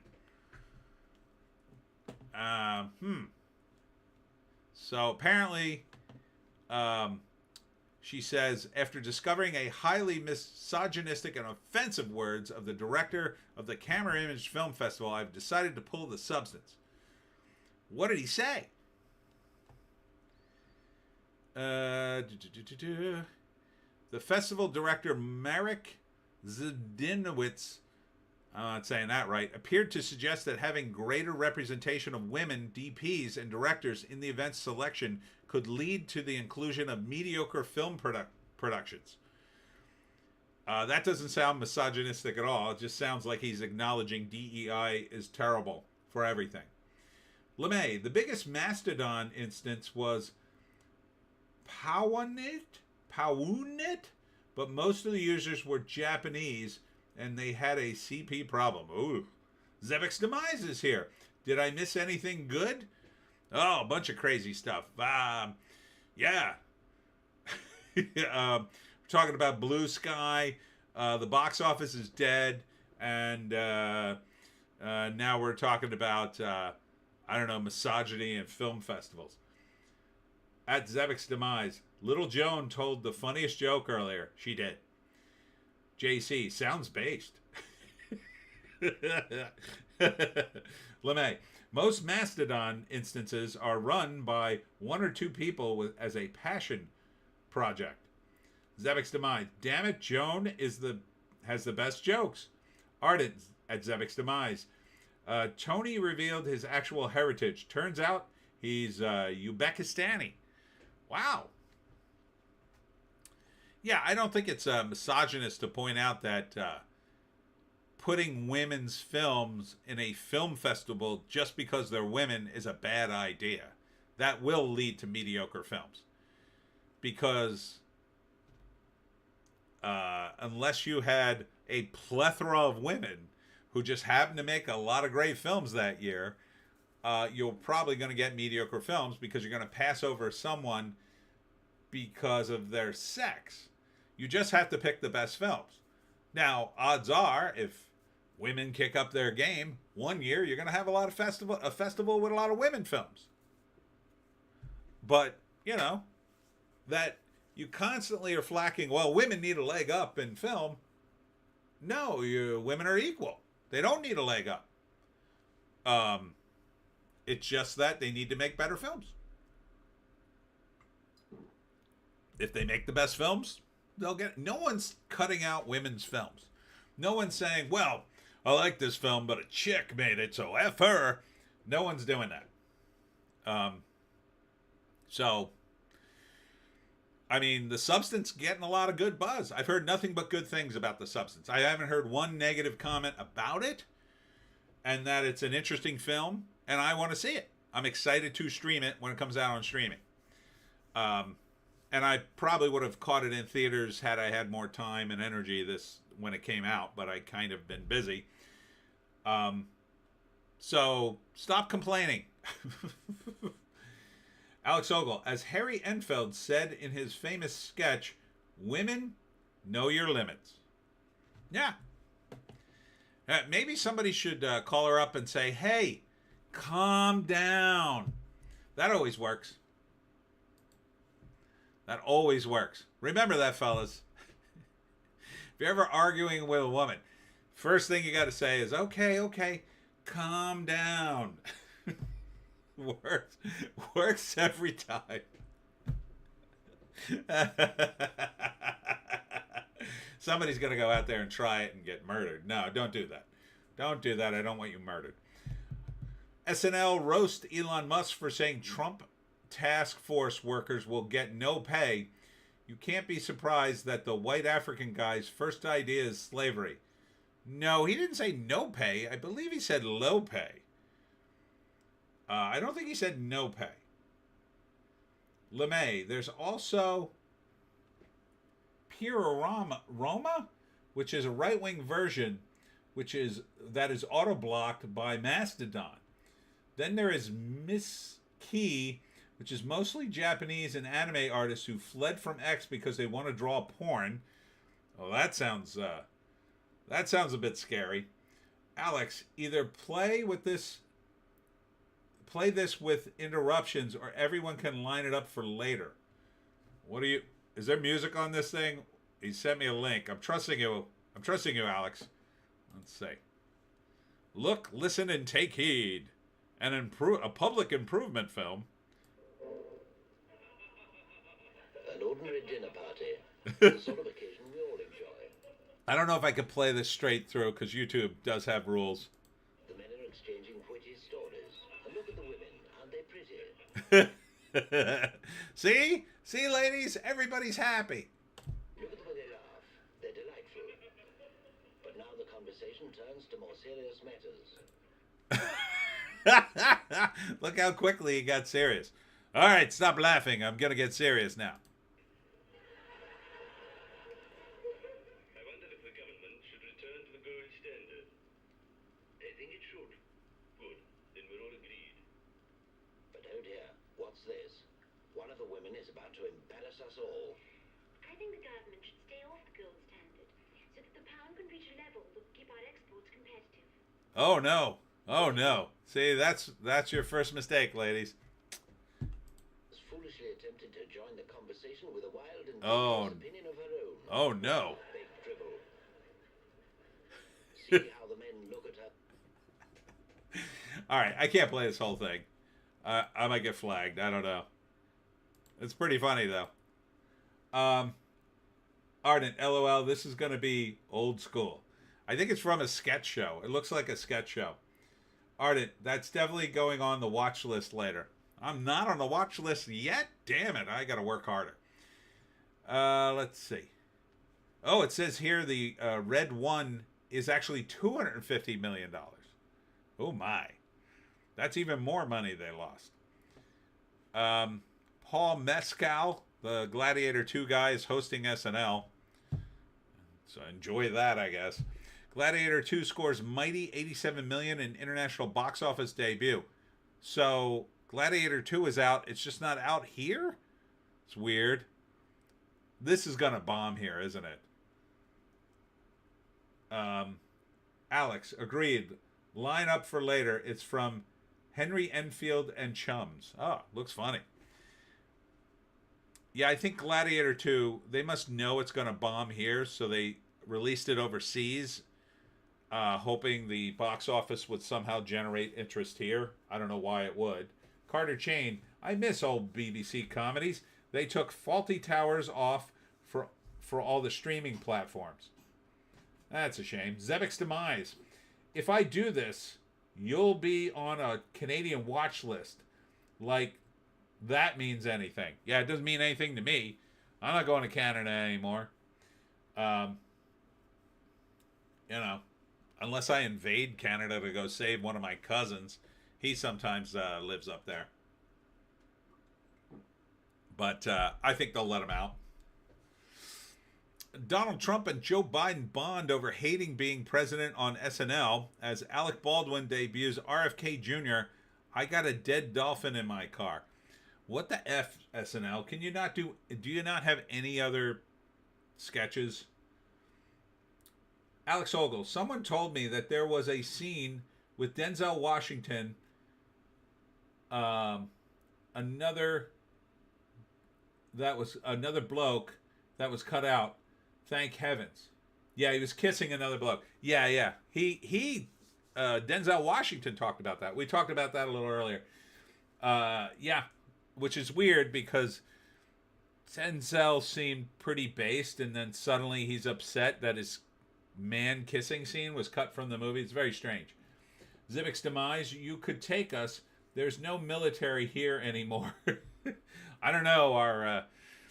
Our drag queen soldiers may have to spend a lot of time putting on their makeup before they can invade. So here we come across your border, and we're fabulous. Ardent, hey, if you're coming up here anyway, come to Newfoundland. I'll put some moose on a pizza. Ugh, that sounds awful. LeMay, what? Zibik's Demise, moose pizza. I'll try it. Alex Ogle at Ardent, only if there's room next to the pineapple. Damn you and your pineapple. Yeah, so this is the state of entertainment journalism covering SNL sketches once again. I mean, does NBC own this rag? What the hell, Variety? You have nothing else to talk about. Is there nothing else to talk about in television other than the terrible SNL sketches that went on this week? Is there nothing else on? God. Sad. It is sad. I don't think there's anything else going on. That's the sad thing. That this may be the only things going on. Yeah. Sting's return to the Power Trio format delivers triply good results in a mini residency at LA's Will Turn concert review. So Sting's still doing stuff. Here's another SNL thing. SNL pairs Please Don't Destroy with Allstate in surprising season 50 commercial. Okay. And here's Denzel Washington trying to be based again. Denzel Washington says people better realize that they're being manipulated by both parties, both political sides. We're all slaves to information now. Better realize I'm Denzel Washington. I kissed a dude and no one saw it. If Denzel Washington kisses a dude and no one saw it, did it really happen? Ardent at Zevek's demise. Good God, I showed a parade video to troops marching on my show today. Not one was in sync. The CDN forces are laughable. I saw that footage, by the way. I saw that video. It's going around the internet. That was very sad. It was like, if they can't march in rhythm, what the hell are they doing up there? Ardent at Alex. If you want pineapple and mousse together, I recommend roast with a glaze. Might be okay. What does mousse taste like? Please don't say chicken. Godzilla -1 director Takashi Yamazaki turned down multiple offers and maybe one from Marvel to focus on sequel to his Kaiju-sized hit. Good. Don't come to Marvel. Don't let them ruin you with their money. Stay talented and lean, Takashi. You're doing God's work. Keep making good Godzilla movies. For the glory of Japan. Zevek's demise. It tastes like beef. Kinda. Indie Phantom. Moose is pretty gamey. Not a fan. Would you say it's more gamey than deer or less gamey than deer? That would be my metric. I've had deer. Moon Girl and Devil Dinosaur episode revealing Brooklyn as transgender pulled from broadcast. Animator claims it was shelved because of which party won the recent election, but Disney denies. So the main character was going to be revealed as a trans girl? That's Jesus, Disney. That's pretty blatant. Ardent. Moose is kind of like beef if you get it from the right area. It's a wild game, so it depends on what it's been eating. Kind of deer meets beef. Zevek. Less gamey than deer. Really? Ardent. Moose has a much wider variance due to their diet. Huh. Interesting. Well, there's certainly a lot of meat on them. This week we had Rachel Zegler return to call everybody who voted for Trump terrible and then to apologize for it, assuring that no one will watch the Snow White movie now because already Trump supporters, I think, were pretty much out of Disney and Rachel Zegler. But then she made this comment and then apologized for it. And that's pretty much going to cut out the rest of the people on the left. So who is this movie for? Who's left to go see it, Disney? This $200 million turd you're trying to build. Or polish, I should say. Indie Phantom. Have not eaten deer. Oh my goodness. Deer, I have a love-hate relationship with deer. The first time I had it, I hated it. I was like, oh my God, this is terrible. But later, I had it different ways, and it can be very gamey. But when it's not, it's pretty good. But in order for it to not be gaming, it kind of depends on how you cut it and serve it. And like the moose, you got to sort of be careful.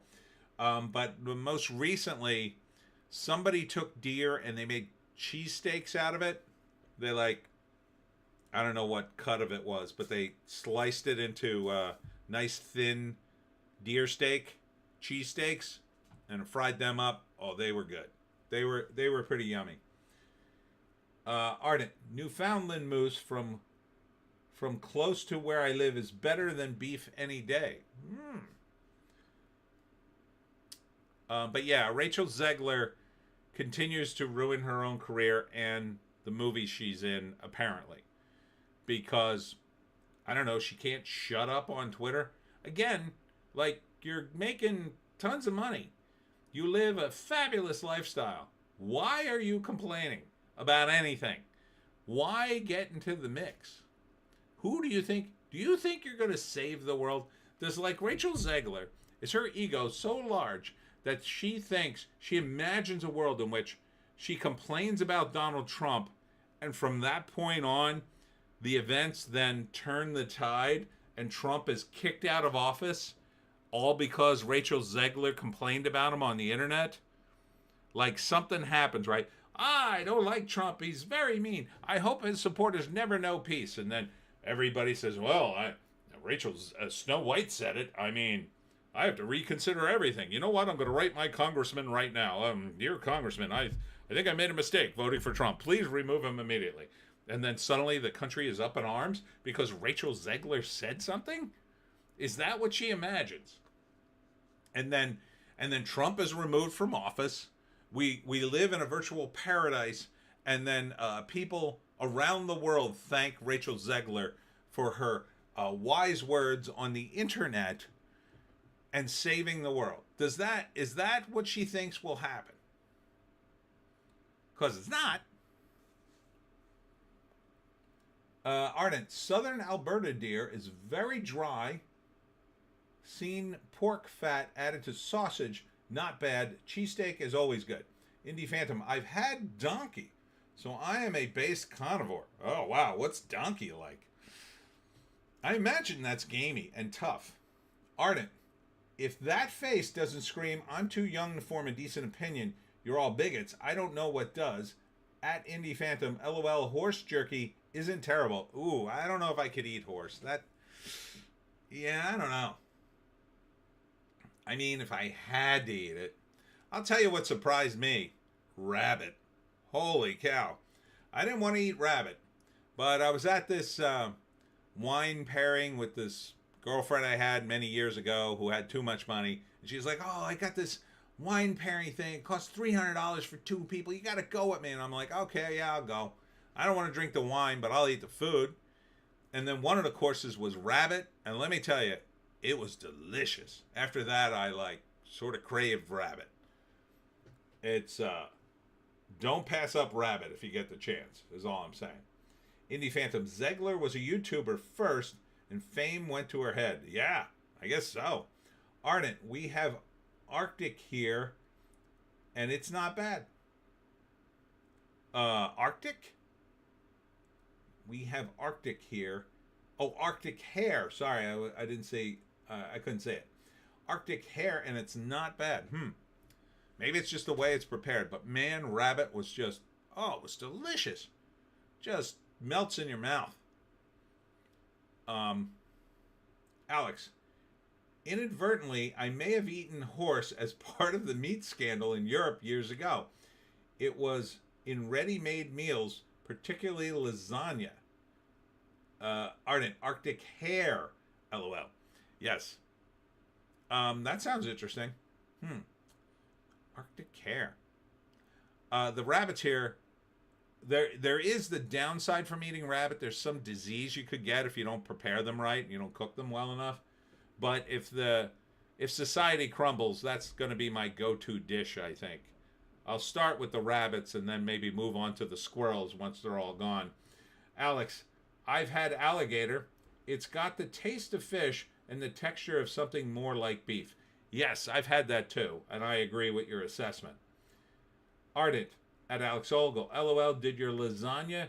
Nay, that might have been a clue.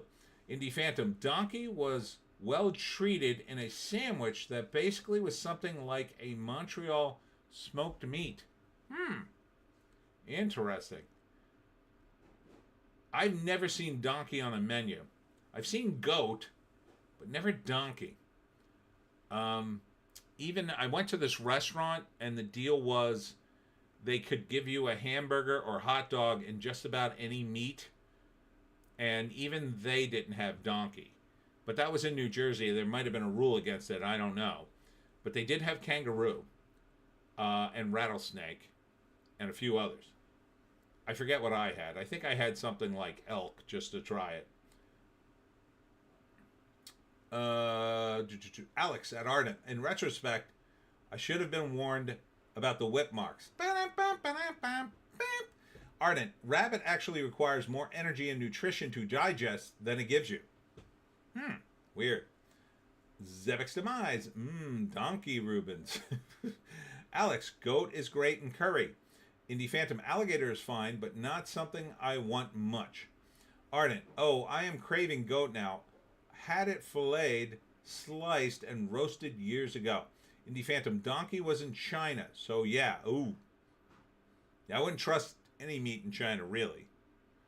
But there is an event that happens that I sell the Pineys books at. It's called Gator Weekend. It's at a bar called One More Bar on 206 near Chemung. And they do Gator Weekend where they make everything gator. So they make gator nuggets, gator fillets, gator, fried breaded gator strips, stuff like that. And it's hugely popular. But they only do it for one weekend, and they literally sell out of everything. Let's see. Ardent. Donkey barks in China. Donkey? What else is going on here?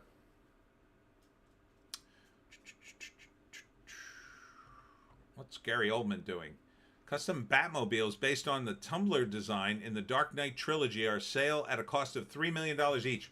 So if you want a Batmobile, $3 million and you could drive around in one.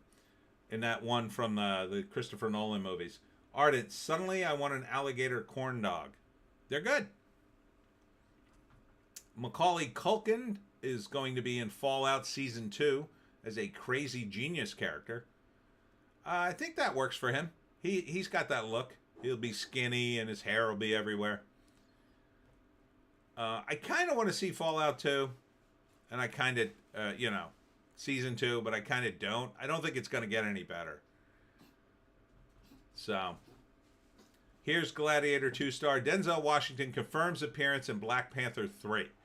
So, I don't know. They're deep in the Black Panther lore now, so I don't know who he's going to be, but...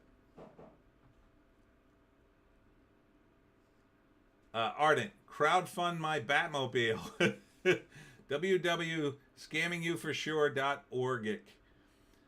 All right, moving on to Hollywood Reporter.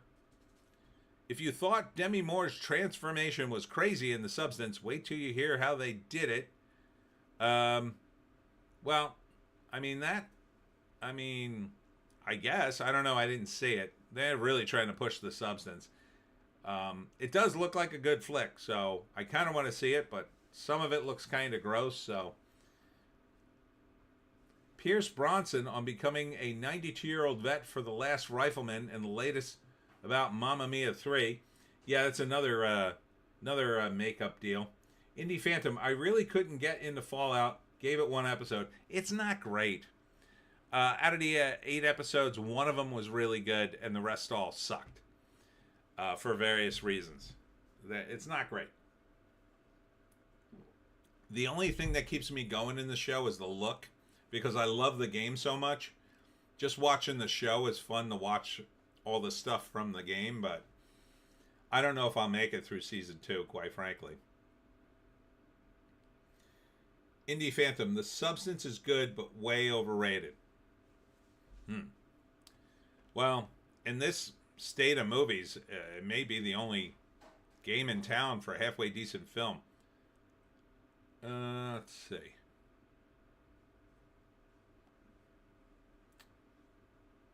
Zebek's Demise. As a Fallout fan, I just avoided it. It looks amazing. I mean, they nail the look. Some of it's good. I mean, the one episode is really good. Everything else sucks. Indie Phantom would not call it a must-see. No. No, it is definitely not a must-see. Milo Yiannopoulos is back, if anybody cares. So I don't know what his deal is anymore. He apparently has claims he's cured himself of being gay. So I guess we shall see if that holds. Somehow I don't think it will, but who knows? I don't know. He is back, and I don't know. He's doing something, but I think mostly he's just going to be fuel for the left in their season out in the weeds. Let's see. Oh yeah, Agatha. That's show. Ardent Milo. He's an intention whore, and he's definitely not cured of anything. A Bleeding Fool. What was Disney's Agatha all along trying to tell us about sexuality? Who cares? This show, everything I saw of it looked just utterly terrible. I don't know why anybody would watch it. It could have been good, but LeMay, Milo the Grifter. Yeah, essentially. Again, it's a shame Catherine Hahn can't get a decent comedy to helm. And Aubrey Plaza, too, because they both could have been hilarious. But, I don't know. It's just another women show about women, for women, made by women, about women, doing women. Oh, yeah, and there's a gay guy in it. Like, is this all you think women are interested in? Just themselves over and over again? I mean, nobody saw this thing. Apparently, this got lower ratings than The Alkalite. So, where's all the women? Where's all the women supporting this? Where are they? Where's the audience? Who is this for? No one. There's no one this is for. There's a tiny audience in LA that this is for.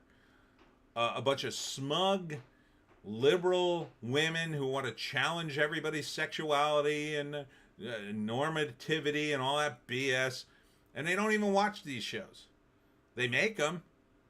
The only reason they're going to watch them is maybe they have a friend who's tied into it, I guess. I mean, this is a show that got lower than The Alkalite, and nobody watched that. So what are you doing, Disney? Don't make these shows. Or if you're going to make them fun and sexy. You had Aubrey Plaza in the show. She should have been in hot outfits all day long. That should have been half the show. And if it's going to be on Disney Plus, you don't want the outfits to be that revealing. Apparently, there was a scene in this where Agatha is naked and she talks to a child, and it's like, what are you doing? Who is that for? What kind of show are you doing? Like, it should be a comedy. It's ridiculous. It's a show about witches. That's ridiculous. So the show should be funny as F. Or it should be based on some sort of lore that makes a damn bit of sense, and since you completely ignore the comics, it might as well be funny. But in order to have fun and be funny, you need actual comedians writing this stuff, not a bunch of ideologues that are pushing an agenda. They don't have a sense of humor. Their idea as a joke is to be snarky and biting about the straights. That's not comedy.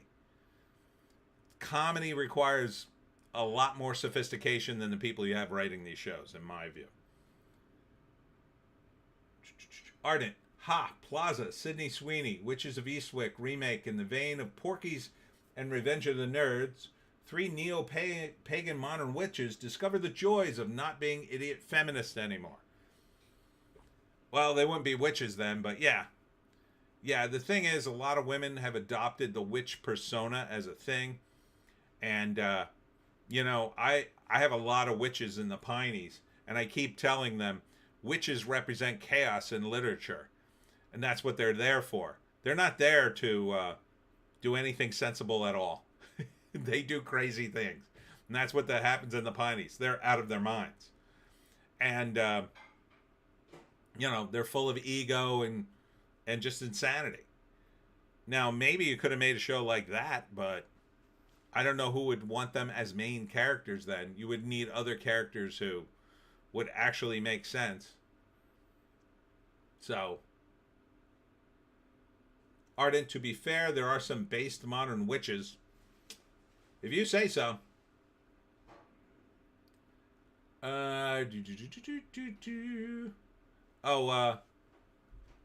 Zebek's Demise. The Piney witches are great. Thank you. Thank you, Zebek. This is weird.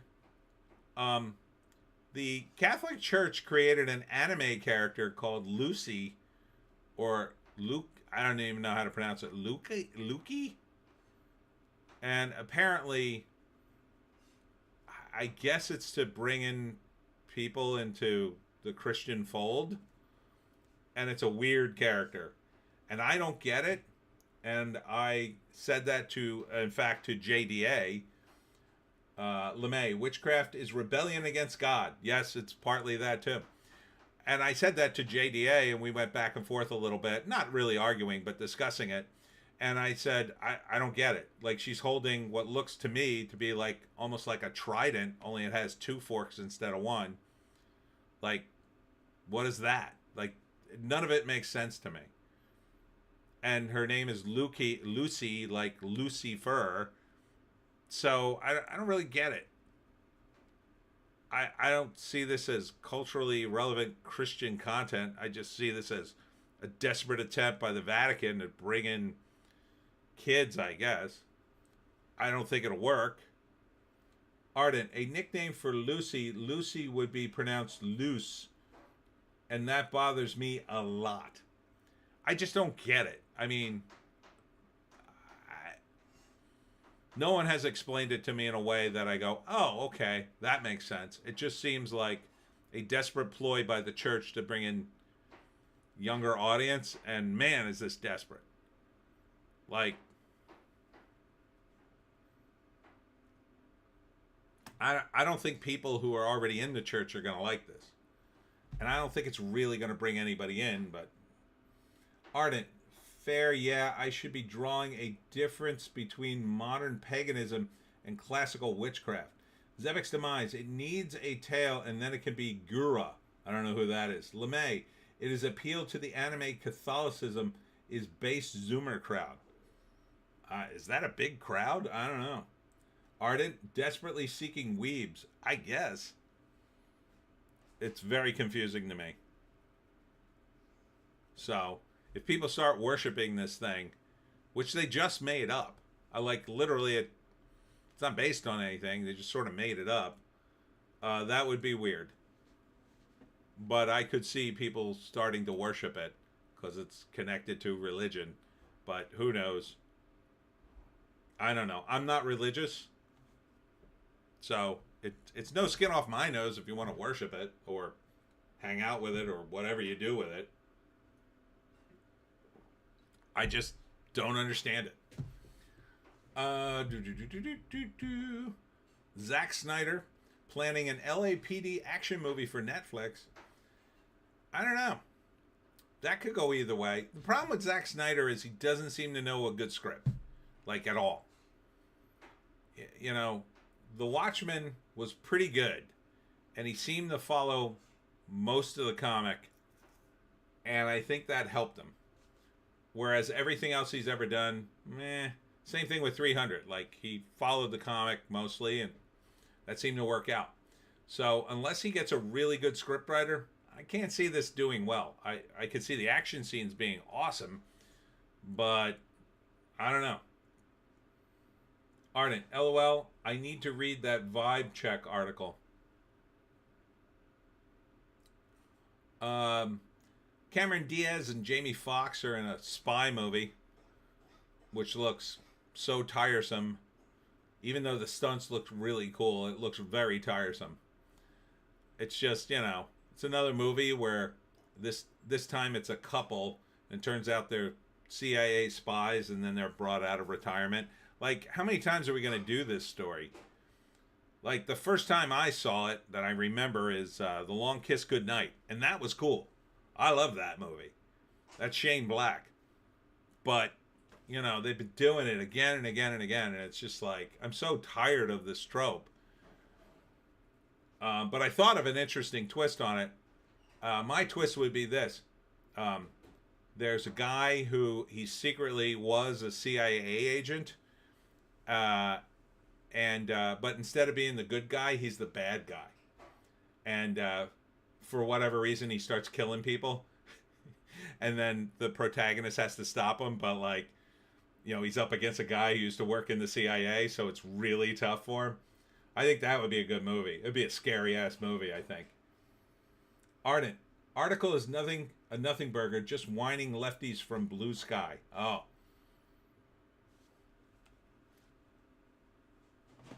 Marvel Comics editor announces they're no longer interested in crossovers. Well, apparently you're no longer interested in comics, judging by what you publish every week. So, good luck to you, I guess. DC desecrating comic book creations. This time it's Jim Jordan, who apparently commits murder in the latest story in Batman. So there's that. So if you thought they hadn't ruined Batman enough, Alex Ogle, the Catholic Church should bring in many more adherents if they had more luminaries like Bishop Robert Barron. He's based and accessible through YouTube. Yeah, they should just do what they normally do. I don't know. The Pope is weird. Their current Pope, he is not a normal Pope. I don't think things are going to get better for the Catholic Church until he retires or whatever. But I don't think that'll be anytime soon. Alex, is that what DC stands for? Desecrating comics? Apparently. I mean, why do you have to go after Gordon?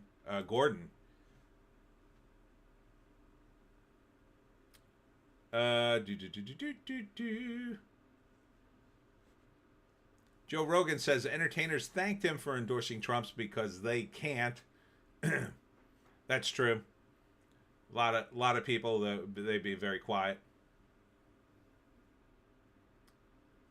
Alex Ogle, the Pope is an RG. That's all I need to know. What's an RG? Argentinian?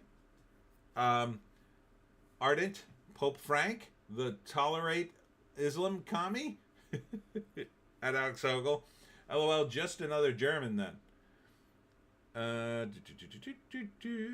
Oh, here's Sydney Sweeney. Calls out Hollywood's... Oh, this was a big article. I don't know if you guys saw this.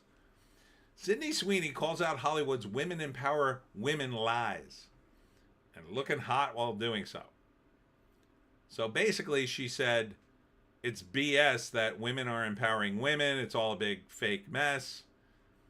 So good on her. Sorry for having great tits. Is that what that shirt says? I hope that's her shirt. She's getting money for it. Ardent at Alex Ogle. Still salty about the Falklands?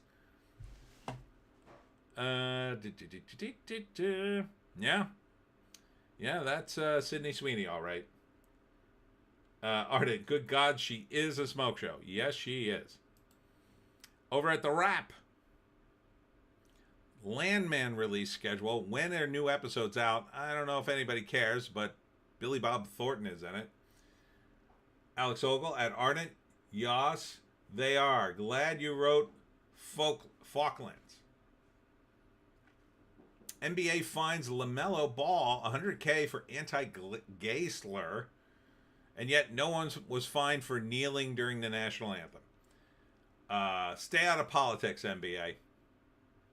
Michael J. Fox says it's hard to maintain his dark sense of humor, but I got to keep intact.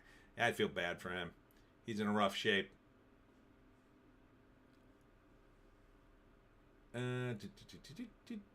Tulsi Gabbard's Edward Snowden pardon push reflects a lack of respect, says former director of national intelligence. Who cares, The Wrap? First off, that's not true. Second off, you're The Wrap. Stop reporting on this stuff and report about something on TV and movies. Oh, gosh. All right. I got to get off this stupid media thing.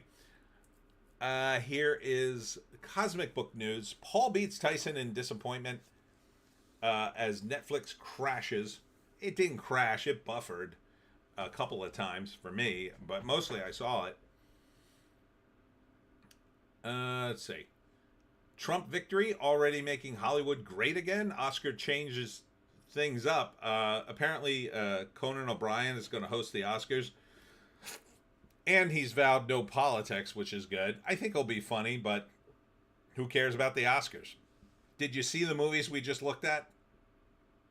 I don't think a single one of them is going to be in the Oscars. I mean, maybe they'll give a pity nomination to Here because of something technical that Zemeckis did, or maybe The Substance because of the makeup. I don't know. I don't know what's going to be nominated. I can't name a single movie that I think, oh man, that ought to be nominated for an Oscar this year. But I'm sure there's something pretentious and stupid I missed. Daisy Ridley, the future of Star Wars is complete BS. Yeah, didn't they just cancel the movies? Or they stopped the announcement for Daisy Ridley's Star Wars movies? They announced it and then they said, oh no, that's not happening. I'll tell you what looks worse and worse every time they mention it is the damn Fantastic Four movie. Jesus, this movie's going to tank. I mean, first off, they're going to have apparently the female... Now they're saying there's going to be the female Silver Surfer is going to be in it, but she's going to be killed, and then they're going to introduce the regular Silver Surfer later. Like, he's in it too, but she's going to be the main focus, and she's going to get killed. Like, what? Okay, that should be completely pointless because who cares about the female Silver Surfer? No one.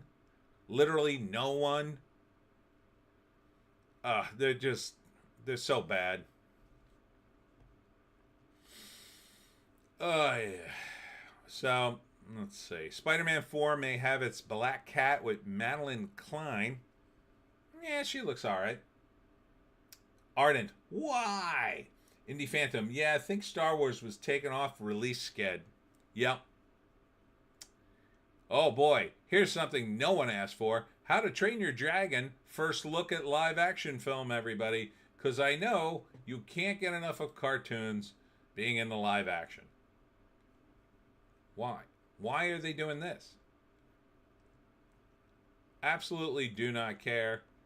Why would you make this movie? We've already seen this movie. It's already been hugely popular, and now you're just remaking it as a live action movie. Okay. Not a good idea. Not a good idea at all. Do anything else. Hundreds of millions of dollars these guys blow. This is what they do. Hey, I got a great idea. Yeah? Let's do something we did 20 years ago. Okay. I mean, when? When will they just say, you know what? Instead of making one $200 million turd, let's scale it back and make 7 $30 million movies that are more grounded in reality, that have a decent script, a small cast, and see what happens. But, I don't know. Alex Ogle, movie pitch, An Ungentlemanly Act 2.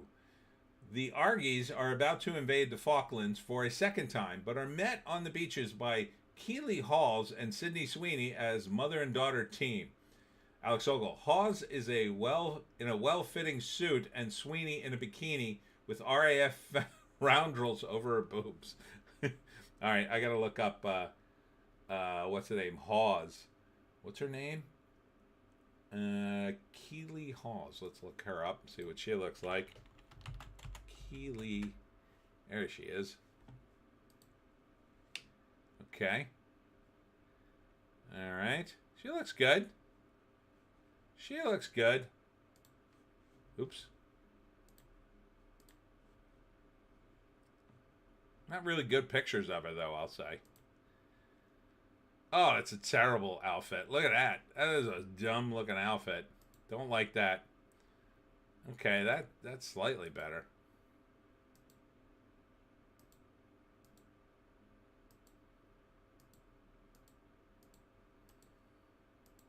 I don't know.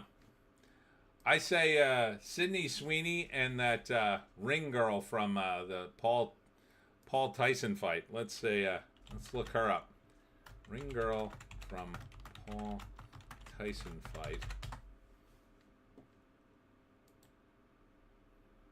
Yeah, here we go. Sydney Thomas. Oh yeah. Yeah, put her in a movie. Oh boy. There you go. Um Alex, she was at heck best in Ashes to Ashes. I don't even know if this girl can act, but I don't think it matters. Uh just just have cue cards off camera for her if it's that bad. Or have her say nothing. Just, have Sydney Sweeney do all the acting, and she could just stand behind her going, "Yay!" uh, Alex Ogle, what is it? If it's Sweeney's? Ardent. Oh, I saw a cameraman focusing on her chest after the women's fight. Zevix Demai, she's acting just fine right now. Ah, what a smoke show. Yeah. I mean, look, this is why we go to the movies. Like, you put her in a movie, for 90 minutes. I mean, you want to do a Charlie's Angels movie. Her, Sydney Sweeney, who could be the third girl? Oh, gosh. Aubrey Plaza's too old now. Ardent at Alex Ogle. Right here. Not for safe stream, Tony. All right. I'll look at that later. But yeah, her, Sydney Sweeney, and I guess you need a brunette somewhere in the mix. I don't know. I'm sure there's a hot chick somewhere in Hollywood you could pick. Alex Ogle, hubba hubba hubba. Yeah. I mean, this is the big story coming out of the Paul Tyson fight. Actually, the other two ring girls were pretty good too, but they kind of got pushed to the side because this girl never stopped smiling. Everybody loved her. She was just smiling the whole time. And that's the way you do it. That's the way you do it. Her whole smile lit up the room, along with everything else. But yeah, look, Tanya Roberts was hot, and they put her in movies, and it was a disaster. But you got to give them roles they can handle. Like Sydney Sweeney, she's trying her acting deal. Now she's doing that boxing movie. She looks like a lesbian in it, but like I shouldn't say lesbian. She looks like a Tom girl, I'll say, or whatever. Indie Phantom perfection. I mean, she just looks too. She's purposely uglied down, I'll say.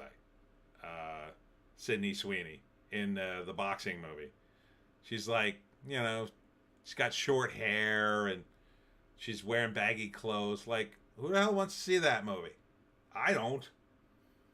Alex Ogle, it's just me or everyone thought Paul stood a chance. Blithering moron. Paul stood a chance, blithering moron. Tyson carried him all fight long.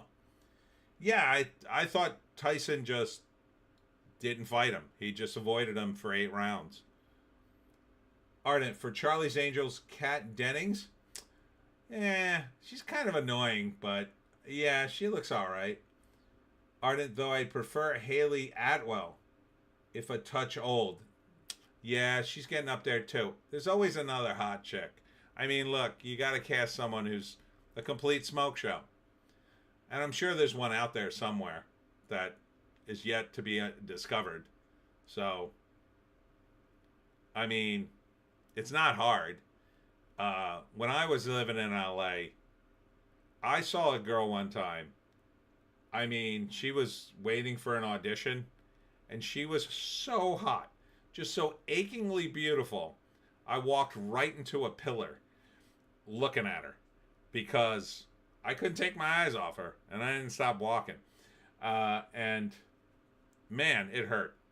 But she was unbelievable. And I saw women like that all the time in LA. Some in the water, or they all moved there. LeMay, so Mike Tyson pulled a Jack Johnson. I guess. I'm not sure who Jack Johnson is. Indie Phantom, every ring girl was fire. Zevek's Demise, ouch. Let's see. Let me see if I can find the other ring girls. Yeah, I don't have the other ring girls in here.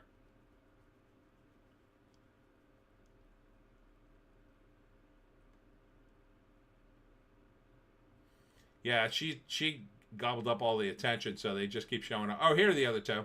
Here they are. Oh, that's not what I wanted. Where are they?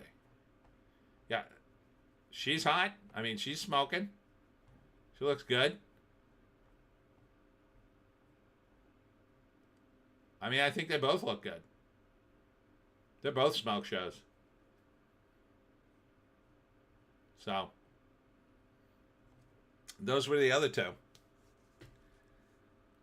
But the blonde got all the attention. I mean, but they were hot too. They were hot. The three of them could be Charlie's Angels. Three of them. Absolutely.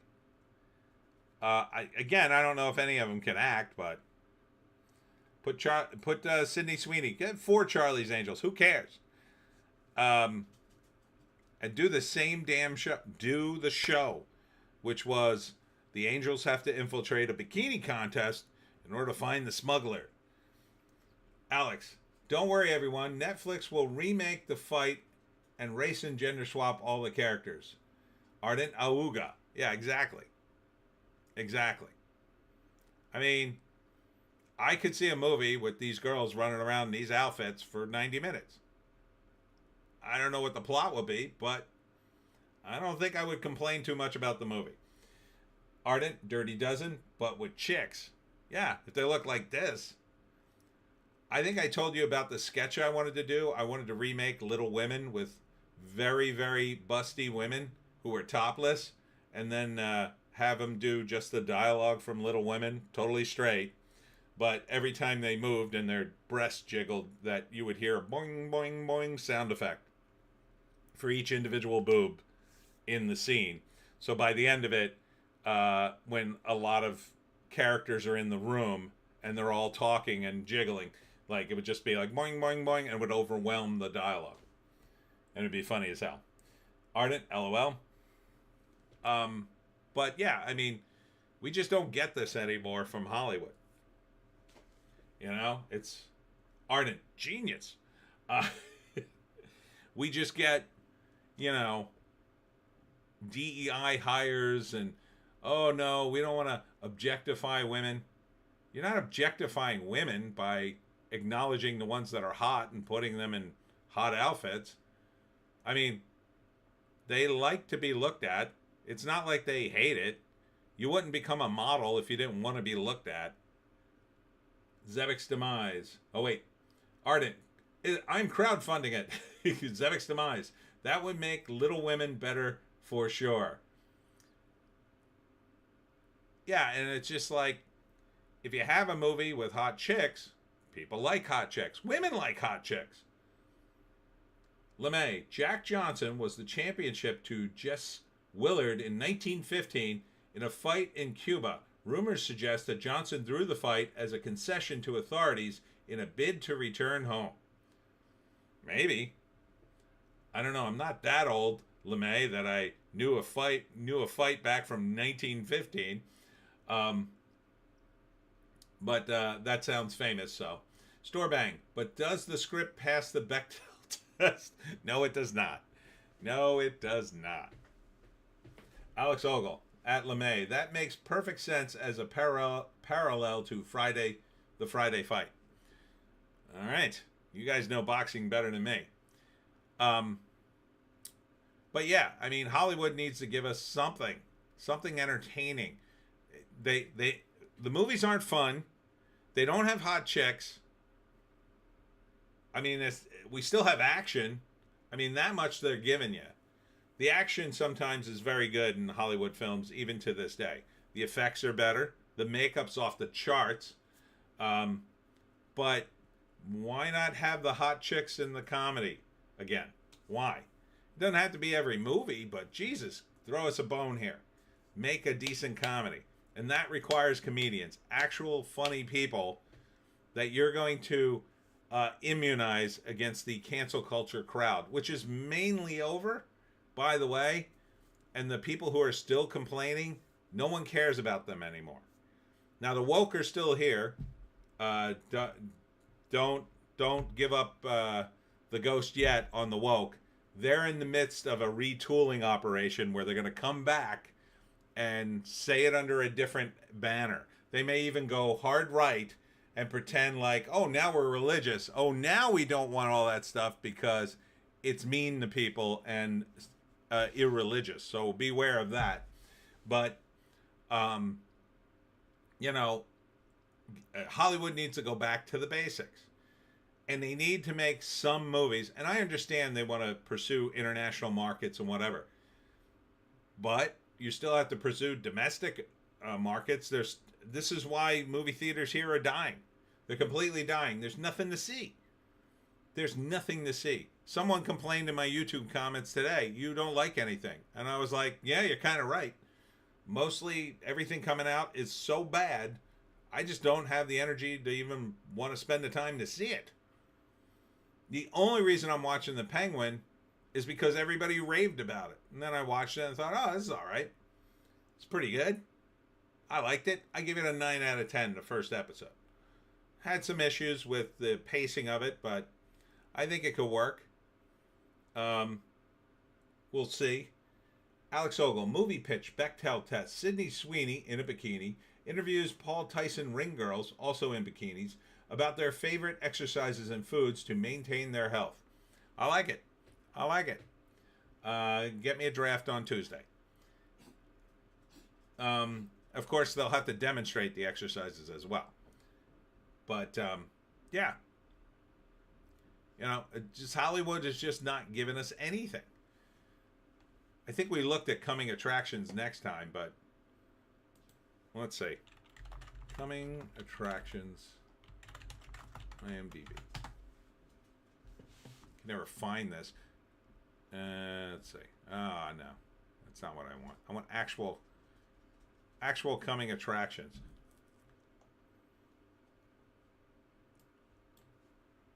Let's see. Release schedule. Is that it? Upcoming releases. Here we go. Yeah, we looked at this last week. I think. Or maybe the week before. Alex Ogle, it satisfies the audience and passes the Bechtel test. So next week we got Gladiator 2, which if they release it overseas first, I don't think they have any confidence in it. Wicked. Nobody wants this movie. It's a Broadway show. Even the people who have seen this and love the Broadway show, a lot of them are saying, I saw the Broadway show. What am I going to see it for in a movie? In a movie, it's going to be different. In a live performance, it's a lot better. I definitely am not seeing Wicked. Indie Phantom, an all-time low for movies. Alex Ogle, 7 watching and 6 likes. Someone's light. Give me a like. Give me a like. Armor. That's Sly Stallone as the villain. Probably not going anywhere.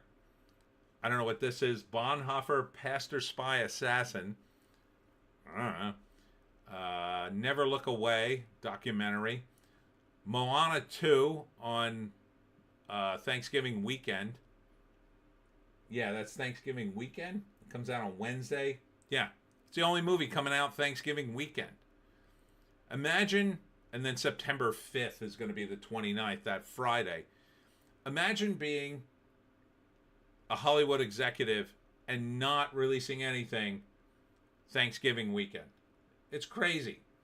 Zevix Demines. Wicked was popular 20 years ago when I was selling sheet music. December. From the Ashes. Space Dog, D-O-G-G. That's going nowhere, I think. RM, Right People, Wrong Place, a documentary. December 6th, The Return. That actually looks kind of interesting. I looked at the trailer for this. This is basically Odysseus returning. So it's Ralph Fiennes. Might be good. Alex Ogle at Zemek's Demise. I would have watched Wicked until the actress insulted the audience. Well, there's another one to chalk up for stupidity.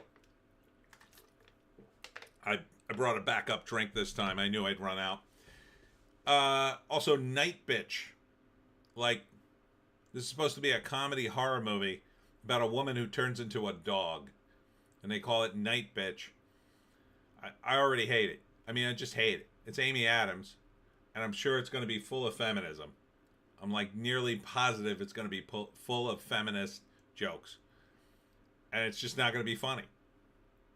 Let's see who wrote it. That'll be the key for a comedy. All right, the writers are Marielle Heller and Rachel Yoder. All right. So Rachel Yoder is an American novelist and screenwriter. Okay. Let's see her credits. No previous credits. Not a single previous credit. She's the executive producer. Oh, and she wrote the novel. Okay, so there was a novel apparently called Night Bitch. Marielle Heller. Now she, if the other woman wrote the novel, then she is the experienced screenwriter the studio wanted to guide this to comedy, I would say.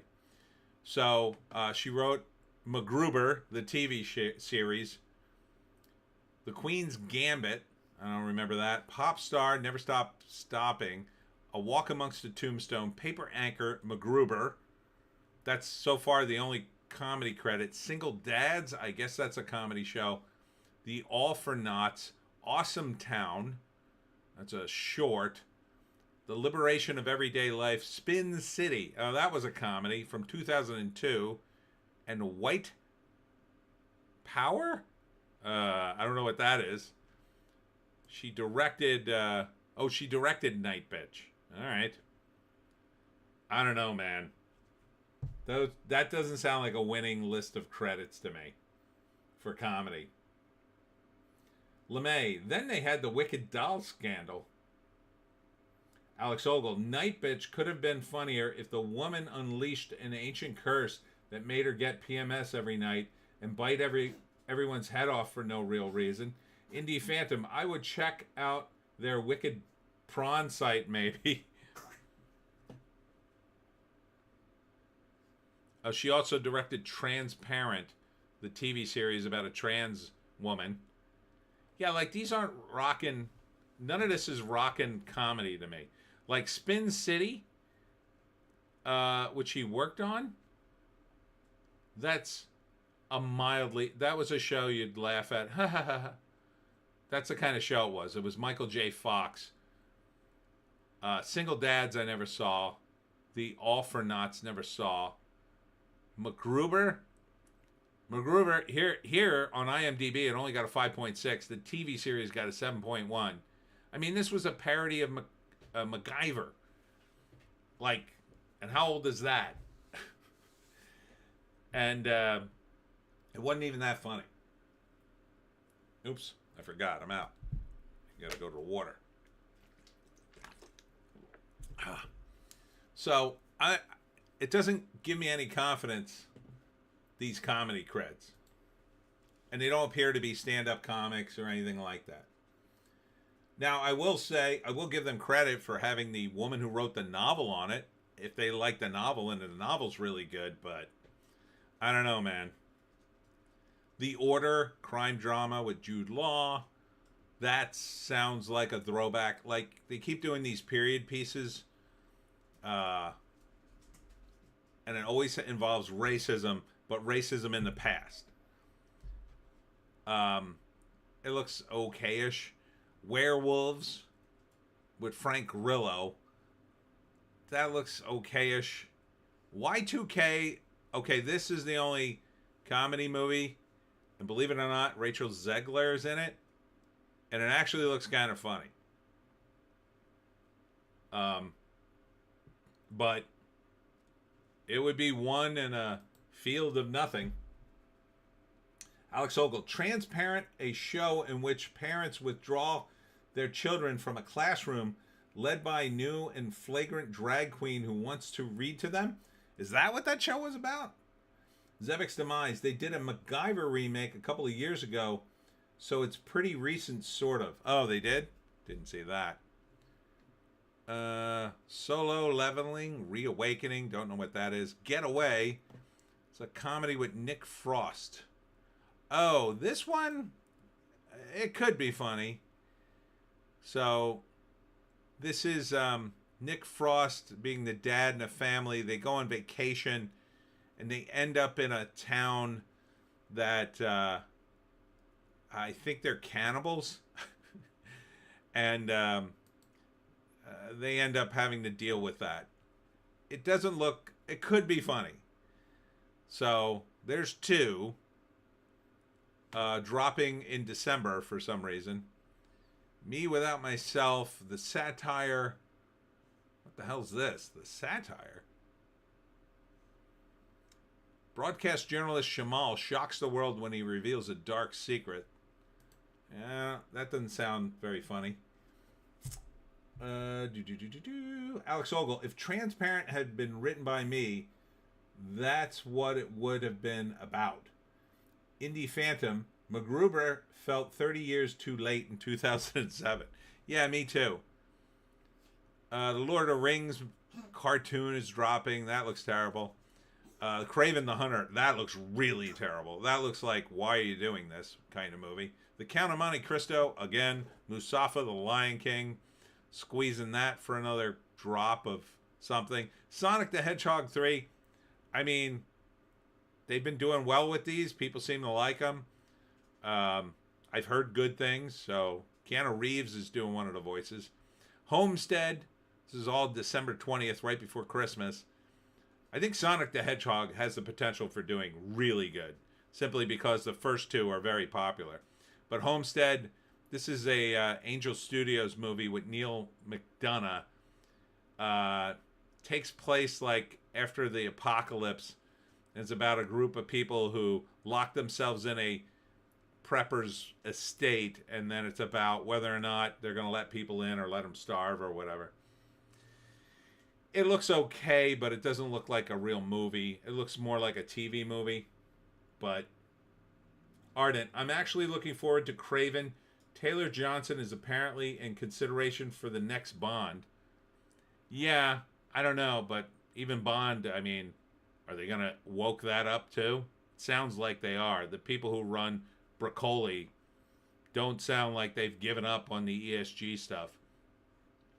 Elephant Steps, don't know that. Nosferatu, just in time for Christmas, everybody. Yeah, drop it on Christmas. The scariest vampire movie you've ever seen. Why would you release this on Christmas? It makes no sense. Alex at Ardent, there can't be a next Bond. They killed him off. It's a travesty. Yeah, it's supposed to be a black empowered woman. Baby Girl, crime mystery. Complete Unknown, that's the Bob Dylan and his biopic. I got blasted so bad for doing that imitation, reviewing the trailer. The Fire Inside, nothing for me. Documentary 2073, that looks like total propaganda. 29th Alien Wars Judgment Day.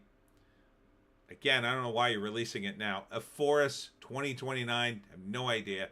Crystal, horror movie. What is this? No idea. No plot synopsis at all. And that's it for 2024. Ardent at Alex Ogle, fair. Indie Phantom, Craven will cancel any chance of that dude being Bond. Yeah, it's just a bad idea. Craven the Hunter wasn't a strong enough character to go out on his own. Venom, maybe. Black Cat, yes, because she could be a hero. Sandman, maybe. You could have done a Sandman movie because he wasn't considered. He was sort of like on the bubble. Like, he wasn't quite a villain. Sometimes he would be, but he was more pressed into it. So you could do a redemption arc with Sandman where he gets out of prison and, something happens. But there's not many characters in the Spider-Man Rogues Gallery you could do a thing on their own. Zevix the Mind. Sounds like Dylan to me. Alex Ogle. No Time to Die took the last 60 years of Bond films, crapped into its own hand, and then smeared it all over the others. I agree. Indie Phantom. They're teasing Black Bond again. Let them do whatever they want. I don't care. It's time to burn it all down. When it comes to movies like that and franchises like that, these people are not going to learn until they break it. Until they absolutely break it and that nobody wants to see it anymore. So, it's the same thing with Disney. It's the same thing, I think, with the Bond. I think it may be Nepo babies because I think it's people who are the sons and daughters of the previous producers. And I think they're just doing their own thing and they've been rich all their lives and I think they're completely out of touch. And that's just my opinion. So, Alex Ogle at Indie Phantom. Bond can be black, but he can't be a woman. Storebang. That is a terrific Dylan impression. Thank you. Thank you very much.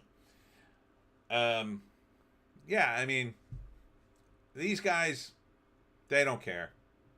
I think they got too much money and not enough. They don't need to make this popular in order to make a lot of money. They already have a lot of money. So their only other incentive now is to gain kudos amongst their own kind. It's like, oh, I did the first Black Bond. Yeah, but wasn't it a total, bomb? Oh, yeah, but I did the first Black Bond. I did something real. I mean, this is beyond movies. That's what they're going to say. Whether they do the first Black Bond or Woman Bond or whatever Bond, I don't think they care about the money because I think they're too insulated. Ardent, pitch, TV for once. New Avengers series, Steed and Mrs. Peel.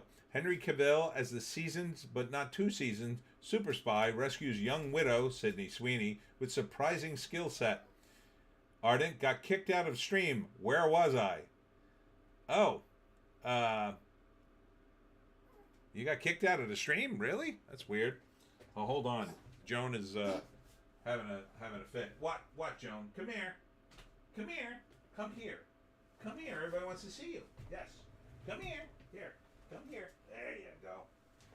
Joan's having a little mental breakdown. All right. Think it's time to wrap things up so I can take care of little Joan here. Right, little Joan?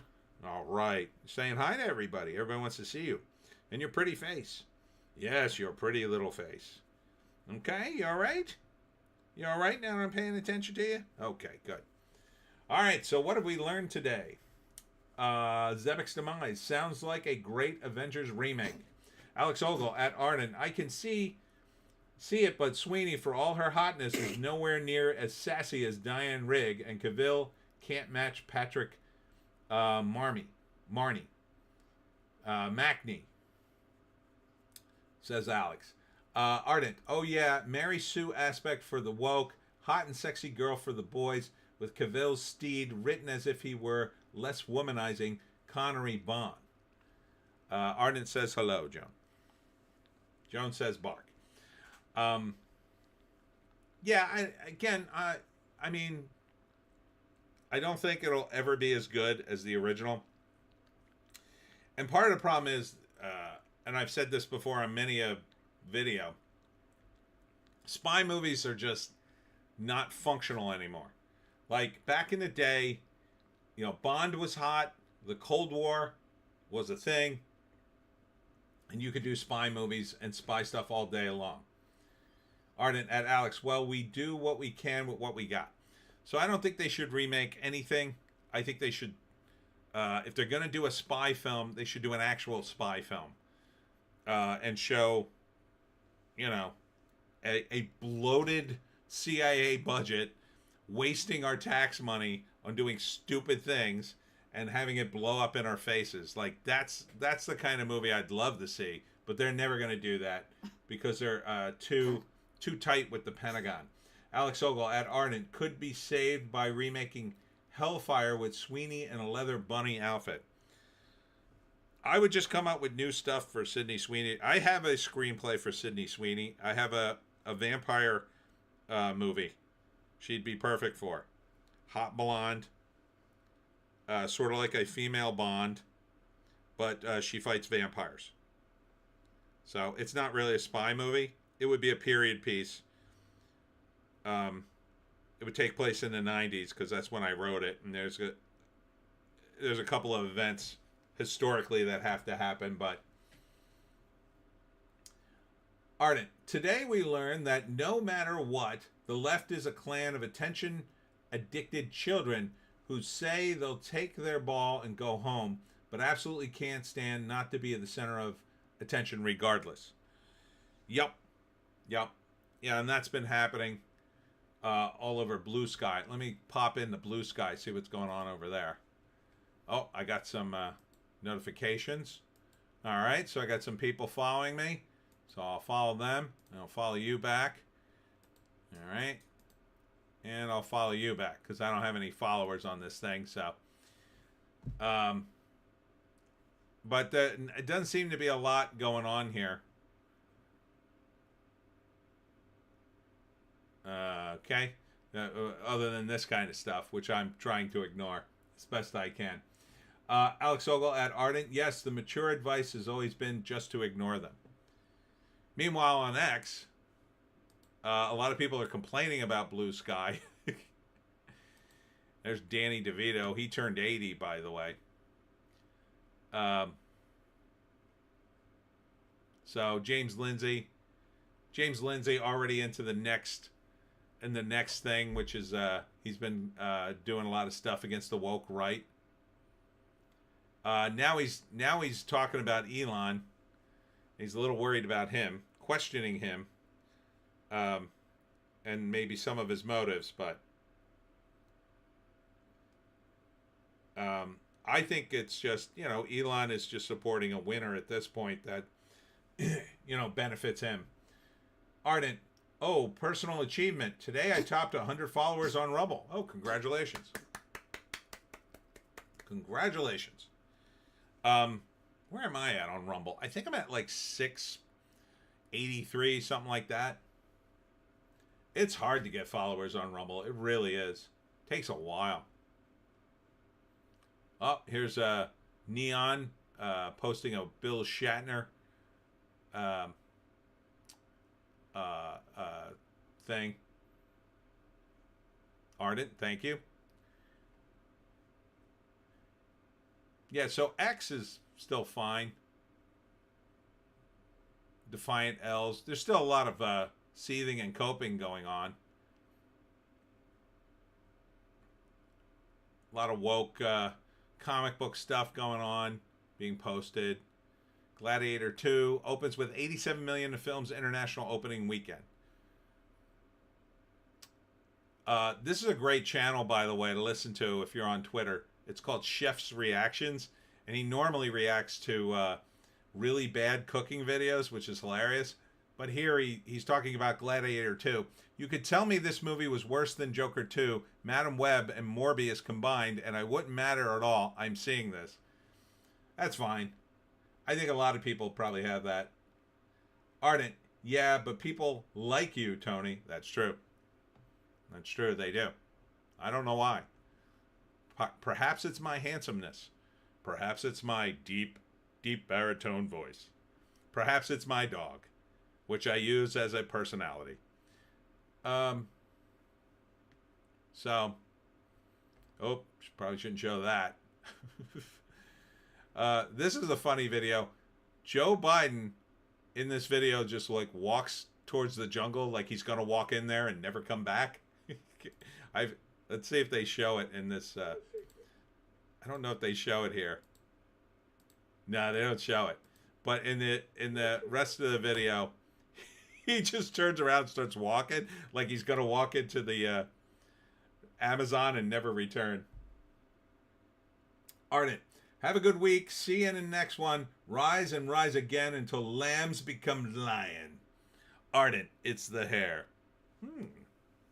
All right, that's it for me, Tony D and Little Joan. Thanks for everybody for tuning in this week. Feel free to give me a like on your way out the door if you haven't already. Next up for me is a colonoscopy, so pray for me.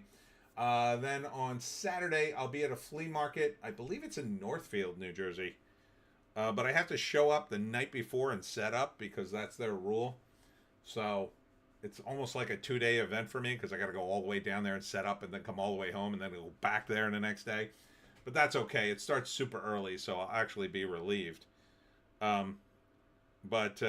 Yeah, so still trying to do stuff. Still selling books.